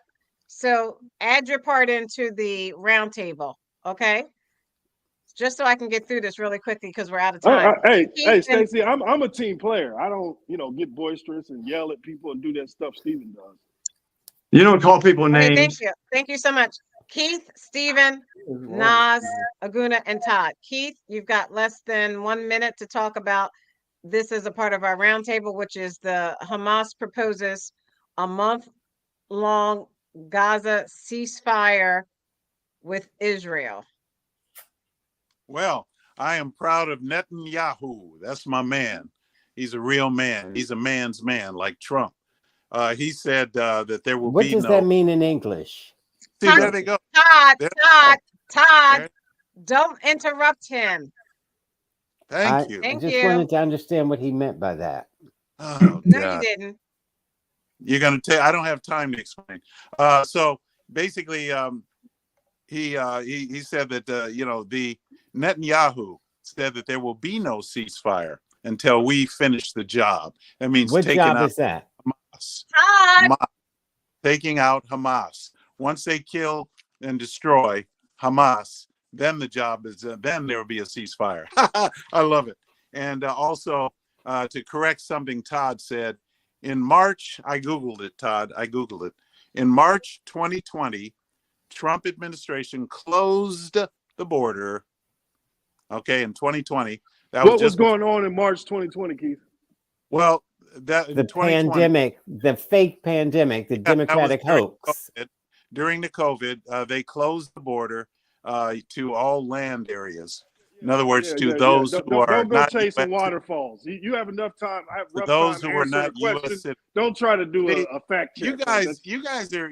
I just want to say this for the rest I of my just, time. I just I don't want am you to, very- I am swing very outside polite. your hidden zone. I am very no. Hold on. See, I am very polite. I never interrupt anybody. Most of the time, I don't. Only time if I do is because everybody interrupts me. But I don't interrupt people. You guys interrupt me all the You don't time. interrupt because you don't know the Now, topic. Steven's the only one that is respectful. That's why Steven's my buddy. So, the Okay, rest of you Keith. guys, you interrupt me all Oh the time. my gosh, man! We should. That's funny. Yeah. Keith, you got 5 seconds to sum it up. You interrupt me, but I don't interrupt you. I just want the public to take note of that. You I will not- interrupted me. So you Do watch you know it. the San Francisco 49ers are playing in the Every- Super Bowl? Yep. They have to talk over us. So I just want the public to take note of that. I want you guys to see. Watch who interrupts. Watch who tries to talk Okay, over. thank you. Come on, Okay, Keith. thank If you. you You gonna could have watch made lie, your your what point what's the instead of baby saying gonna that, do? Keith. You should Watch have made your your mouth. point Baby instead of gonna do. saying that, Keith. Well, that was Okay, my point. Stephen. That was Stephen, my 1 minute. Hamas I'm gives up timing. all. Hamas gives up all of the hostages. That's all they have to do. Give up all the hostages. Pledge, write a treaty. Some they'll never do anything again. If they do anything again, they'll go after them again. But until they do that, if they don't do that, they're not going to have a mouth to talk out of. They're not going to have a head and a mouth to take them all out. You got to take them all out if they're not going to do what they have to do, because they are the instigators. They are the bad guys. Israel's protecting themselves. They're doing the right thing. And like if somebody's walking into a bar and they see a sign that says everybody in this place is carrying a gun, and they walk in the place. And do you think they're going to rob the place? You think they're trying to shoot up the place? No. Same way if you put a note on the outside of the school and said, hey, we're ready for you. You're not going to come in here and shoot us up. Everybody's got guns. Everybody's got guns. The punchline of my joke, Stacy, was there will be no more school shootings. And you put me down because I don't want any more school shootings. And I made a joke on how you could stop it was arming everybody. I'm a firm NRA man that says the more guns, the better. The more the neighborhoods that have the guns, people don't get killed. But hey, go to Atlanta, go to Chicago, go to Philly, go to all the pits, go to all the pits and say you can't have a gun and everybody's getting killed. So I stand by my joke that said no shooting in schools. I don't want them no more. And all the kids have to have a gun to keep people from shooting them. And do you put me down for that, Stacy? You ought to check yourself, Aguna, all of y'all except Keith. Evil. Check yourself because you don't care if people get shot in schools, Todd. You don't care if kids get shot in schools, just as long as people like Keith and I can't have guns. So tired of these millions of us can't have guns because something like happens. You just shut up. You all should be ashamed of yourself, except you, Keith. Y'all should all be ashamed of yourself. Steve, you need to apologize. I already said it was a freaking joke, but I still need to apologize. I don't get on my knees for no woman, Stacy, unless I'm trying to get with it.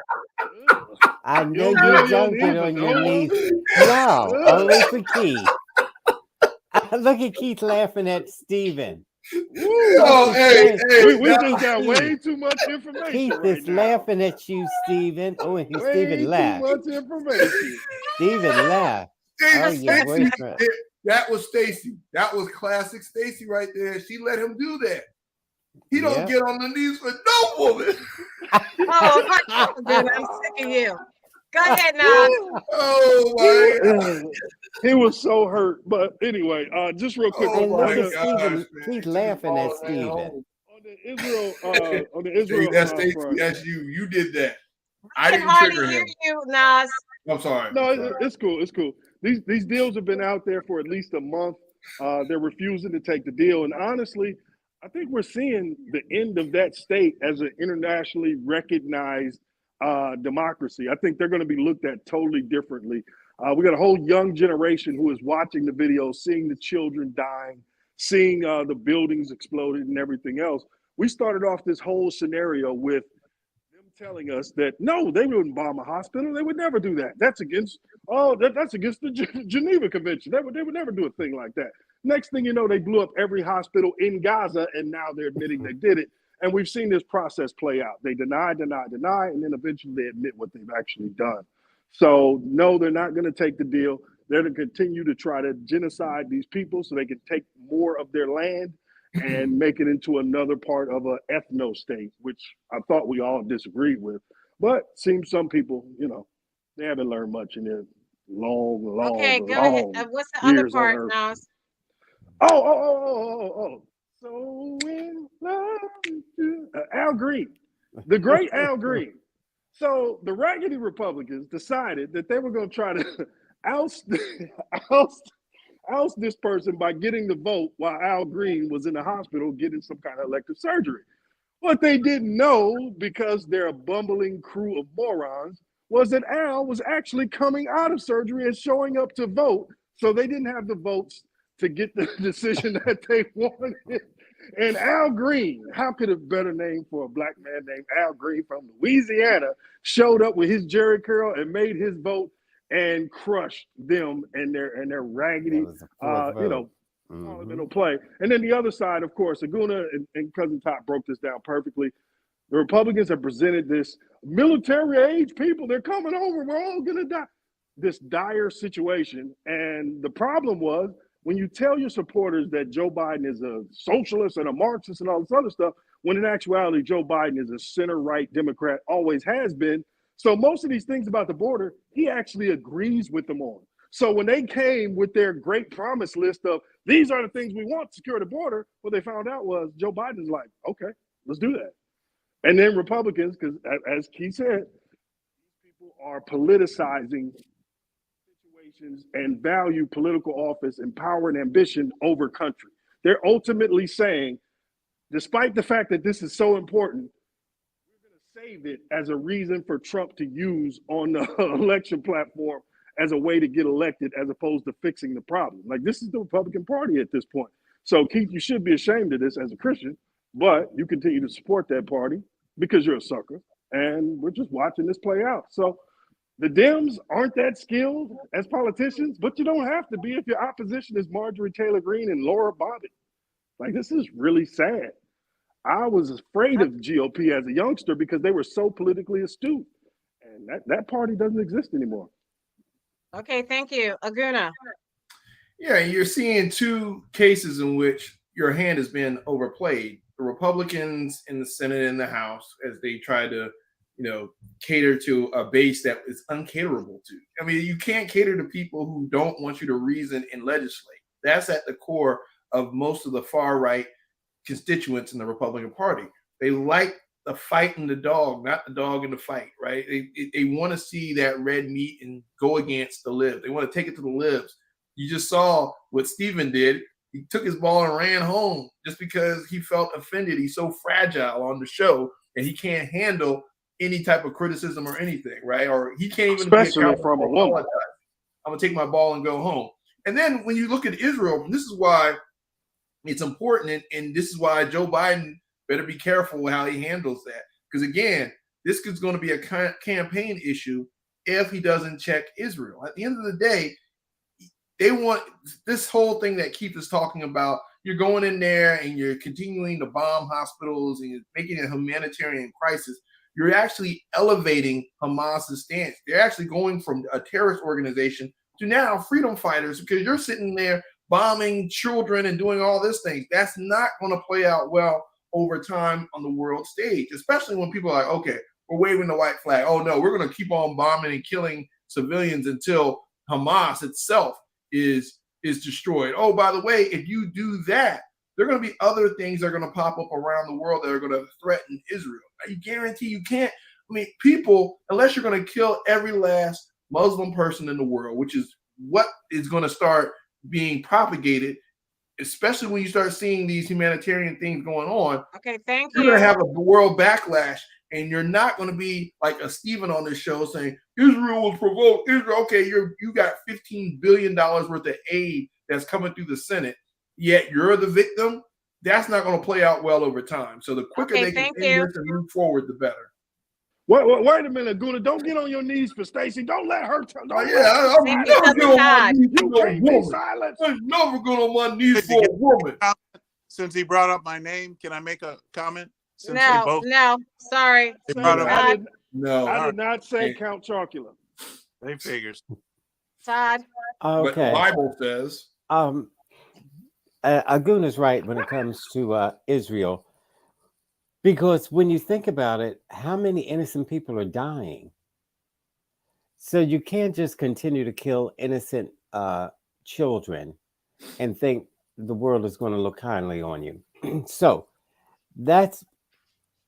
he was absolutely right about that. And if Biden doesn't put a cap on Yahoo, it might cost him the election.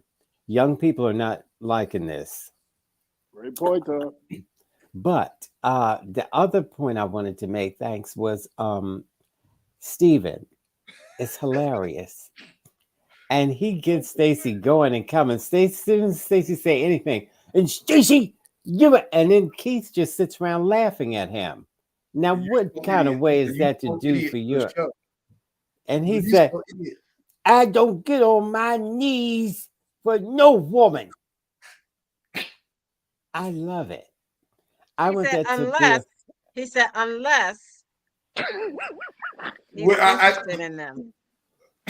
I didn't hear that part. He must have whispered that part. He said that at the end before he hung up. He so that was means laughing he's definitely so not loud I interested in me. couldn't understand it anyway. And I didn't know the laughter hurt his feelings, so he trailed off at the end. But he was going to give us some description of how he does pleasure them on his knees. So I have no idea what happened. That was where he was going with that. I don't believe that for a minute. Yeah. Do you, Keith? Go back and play that over. All right, we're out of time. Thank you, Cousin Todd. To our first responders in our communities, Believe me, you make our lives I'm a livable. man. Thank you, thank you, thank you to our men and women of the U.S. military for all that you do and sacrificing your lives so that we are free to say whatever we choose on this show. We are forever indebted. On Right. behalf of Aguna, Whew. I'm a the man. Nigerian moderate Ain't Republican, getting on no knees for no woman. Keith, the constitutional conservative, Rogaine. Oh, Yo. Aguna's crazy. This gotta stop. He's looking for that Rogaine. book, but he's nervous because Nas, thank you so much for joining us. Stephen, the independent thinker who left because he was mad at me. And my cousin Todd. On my knees. Knees, please. Knees, please. I'm Stacey Johnson. Let's keep this conversation going on Instagram, where we are streaming live, X, Twitch, I'm not TikTok, apologizing. Kids with guns. and Stephanie Stallworth, the Flow Television Network.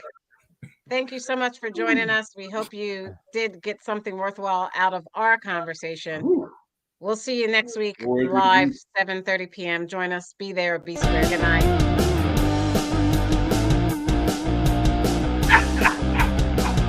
Hey, I tell you what, why don't we just spend a little time talking about Steven? Isn't he crazy? I just want to it. know You shouldn't spend any time talking about Steven unless he's here to defend himself, cousin. No, we're gonna talk about him. Yeah, let's not no. talk about. Let's not talk about Steven. Let's talk about. I got a question first. What if someone doesn't handle disappointment very well? Like, what happens when that person goes to McDonald's and they say the shake machine is down? Does he throw a fit in the drive-through? Like what does he do? Like, you can't tell.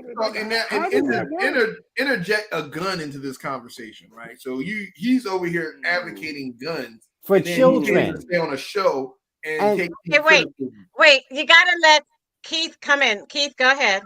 What, Keith? What? I just wanted to comment because something that Nas was talking about. I wanted to ask you guys. It's a hypothetical question because the talk about Hamas, and this is related to Hamas. If I were an abuser in my house, Aguna, you're the only other one that's married on the show, so you ought to, This is very subjective, and it's a false equivalent. You don't know if Nas is married or not. Oh, he's not married. I know Nas. I know the kind of man. Marxists don't believe in marriage. Look, I live out here. I'm in California, and we have a lot of men a lot of brothers like Nas. That's why I respect Nas so much. Man, this is so funny. I know the brothers. I know a lot of brothers like Nas, so that's why I respect him. Keith, you haven't had 5 black people in your house in the last 10 years. That's all right. But anyway, I'm just saying, if I were an abuser in my house and I abused my wife, and I held my wife hostage, in other words, in front of my body, as the police come to arrest me, I hold a gun at her head. What are the police supposed to do? And I'm talking about they blame your wife for not defending herself and overthrowing you. That's basically what you're asking Israel to do. Very good, Aguna. That's what you're asking Israel to do. Is to I agree with you, Aguna. I agree with you. So I don't think you're understanding the analogy here. My wife represents Israel. I represent Hamas. No, your wife represents the dynamic Palestinian people. The police represent the idea. Your wife represents the Palestinian. You got the dynamic wrong, brother. I know he messed it up. Your Hamas, your wife is the Palestinian people. Should the police shoot your wife to kill you? What do you say? No, they shouldn't. They should show restraint and negotiate. Or at the end of the day, they can kill you both. But that's Israel. But here in America, they say they're both niggers. Shoot them. The other one is for Nas. This one I love because I agree with Nas somewhat. So do we have a new precedent now? Do we have a new precedent in this country that every time a gang member who is black and he's under 18 shoots another black or another person, will the parents be held accountable? And should they be held accountable? I agree with Nas. No, they shouldn't. Okay. No, that's not what that precedent is saying. The reason I said that is because I don't want legal creep to ever get there. But ultimately, Exactly. we're talking about a mass shooting. So you wouldn't be able Exactly. to take Johnny who shot Terry and treat it as a Yes. mass shooting. So no, it wouldn't be the same thing. I'm just talking But I about the agree American with you. justice system, as slanted and racist as it is. We Right. can see a Yes. build-up It's going to be a towards slippery going slope. against black I people. agree, but at the same Yes. time, I I agree think with you. there needs to I be agree some with culpability by the parents. I think there Yeah. needs to be. you. So, That's right. And in this Right. particular case, this woman aided and abetted that crime.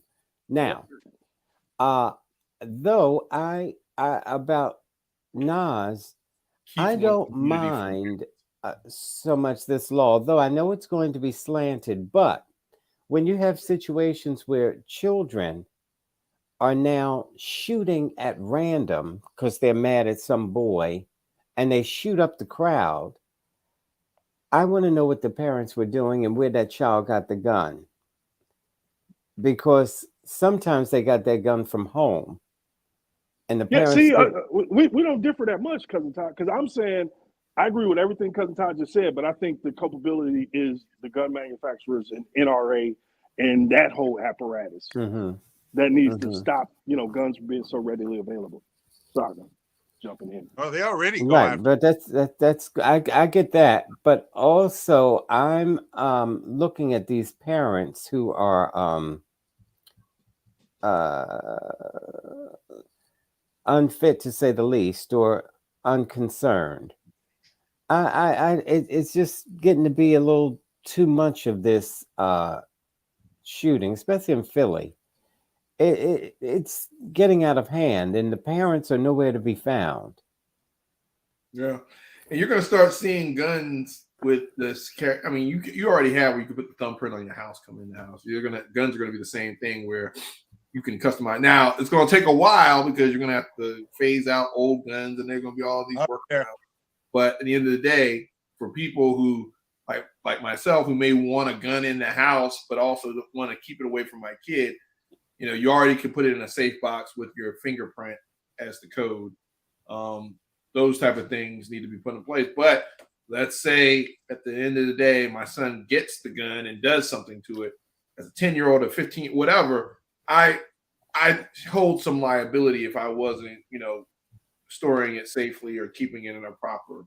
Because I think as a parent, I kind of understand some liability associated with that. Especially if I just got it hanging on my wall, my son and his friends come in here, they're playing around, they go get the gun, someone gets, that right there, you can be sued for that. I mean, that's part of the purview of people to look into that and see where your liability holds. So again, if my son gets into a fight out here and then someone gets, I get it, but mass shootings and things where there's negligence on the part of the parents, I think that needs to be looked into. And let me just say this. Oh, go ahead. Well, okay, let me just say this because then I want to get back to Stephen. But Stephen's comment was beyond stupid because he can't control himself and he's about 76, 77 years old, Keith. And the thing is, but what do you think about a child at 15? They can't control their emotions. Their hormones are raging. And so you would allow that 15-year-old to have a gun in school? And so where does it go? This is the book my wife got from my son. It's called Puberty, right? It's right. And it's about you go to middle school and how your emotions are always going. Right.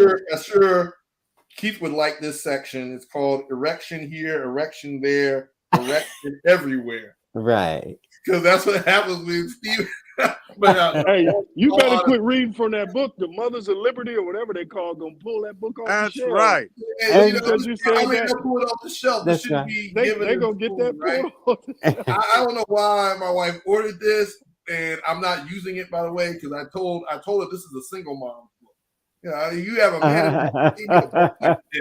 Well, she better safe than sorry. Go ahead, Nas. What were you going to say? Well, let me just say this about Wait, Nas was going to say something. No, go ahead. No, so the problem wasn't the fact that I wasn't so mad at or offended by what he said per se, as much as the fact that he would think you could joke about something like that. It's like, what type of person are you that you think that? Because again, saying all kids should carry weapons in schools, would he say that to a parent of a mass shooting victim? And we're on this show trying to have civil discourse most of the time, and you want to ha ha ha ha about kids in schools and guns and stuff like that. Like I said, you wouldn't joke about the Holocaust. You could say something, and joke about the Holocaust. It would come across just, why are you joking about that? Mm-hmm. Yeah, it was just a joke. Yeah, but why are you joking about that? That's and I don't think that's what he got, Stacey, because that's why he was like, it was just a joke. I don't need to be accountable because it's a joke. No, you do have to be accountable for joking about a topic like that. You don't joke about things like that, like killing puppies or something like that. Why? That's dark humor that's not appropriate, and that's what he didn't get. And also, you got to, it's just a human thing. You just gauge people's responses. When I made a dark joke earlier, it got quiet. I got the response of being booed off stage. So I left that joke alone. I walked away from it. I didn't double down on it. If Stacey would have said, hey, I didn't like that, I would have no problem apologizing. But the point I was going to get to was, this topic is so damn good because there's so many avenues that this could go. Like Stacey bringing up this, the situation with the family and the guns. But do we have what's needed to meet the moment? Meaning we got partisan politics where somebody would have something as important as border security, and they would turn that into a political weapon as opposed to trying to solve it. So do we even have the political body right now to handle big issues like this? No, we don't, because at the end of the day, you saw what Keith did. Keith was offended that Mitch McConnell would even negotiate as a senator. That's his job. Right. I mean, I don't understand how someone who's a constitutional conservative and believes in the Constitution and believes in a functioning government. I know limited government, but it needs to be functional. And a functional government is negotiation, especially in the Senate. You're not going to get 100% of what you want. So not to mention, but Aguna, let me. I'll explain. Let me. Hold on. Not to mention, if you're going to do that, since you brought it up. Just hold on a second, Keith. If you're going to do that to Mitch McConnell, who's brought back more meat for the Republican side in the past 20 years than anybody. Like, there's going to be books written about the Mitch McConnell era, some of the stuff he was able to pull off. He bluffed Obama on a Supreme Court seat. He bluffed him and won. Like, the idea that you would call him a rhino, this guy who's been raising money, winning races for everybody. He's been the biggest thorn in the Dem side since he's been there. Like, this is insane. From a little state like Kentucky, he's pulled this off. Mm-hmm. For the next 30 years, the Supreme Court will be conservative. For the next 30 years, and it's directly because of Mitch McConnell. You're going to come on the show and say he's a rhino. Well, since when you're done, I'd like to explain, if you don't mind. Please do. No. Let me just say this. Let me say this again. Every time you're on this show, Keith, it's always about what the Republicans don't let the Democrats do. It's never about, what's getting done or moving forward or the platform. It's, if you talk to the Democrats, you're a rhino and you're a bad Republican. Okay, let him, and then we gotta go. It's almost he doesn't read that thing. Okay, so I just wanted to say this, that the Constitution was written for a reason, to limit government, the federal government's power over the people. Limit it? What about states' rights? You just said it was to enumerate the power. Todd, you gotta let him finish. Let him finish, Todd. It was to limit the power of the federal government over the people. That's why I gave us. That's incorrect. To keep rich white men. That's where the rights came in. And what you're in power. Reason I say is because limiting the power of the federal government over the people means that the states have their rights. Okay, I get that, and that's why we have the amendments. But here's the thing: Mitch McConnell is definitely not following republicanism. That's what I said, and the reason I say that, which is Johnson, what that means is he's not following what the Constitution says. Well, He he's is- not This is a following Donald bullshit Trump. argument, man. Say that Like is because this what? bill, Like what? Please make a I'm good trying to- argument. I'm rooting for you right Yeah, now. I know. Make a good Every argument. time he tries to sound so intelligent, Let and him it finish. just falls Let him flat. finish. Okay, Let him go finish, ahead. please. Let him finish, You know- and then we gotta go. I don't interrupt you Natural with law. your diatribe. So here's the thing. I wanted to say that the Constitution talks about in Article 4, Section 4, says that that the federal government, meaning the executive branch, is to protect us against invasion. They have not done it. Biden has allowed these people to come over, thousands of people every day, and he is not closing the border. He is not doing what the Constitution says. His first duty is to take care that the laws are faithfully executed. These laws And he's should doing that by saying, "Congress, Again, do your job." I don't Congress blame do your Republicans job. for taking advantage of people like Mitch you. I All don't McConnell. right. blame them. Thank you. Good night. All right. Stay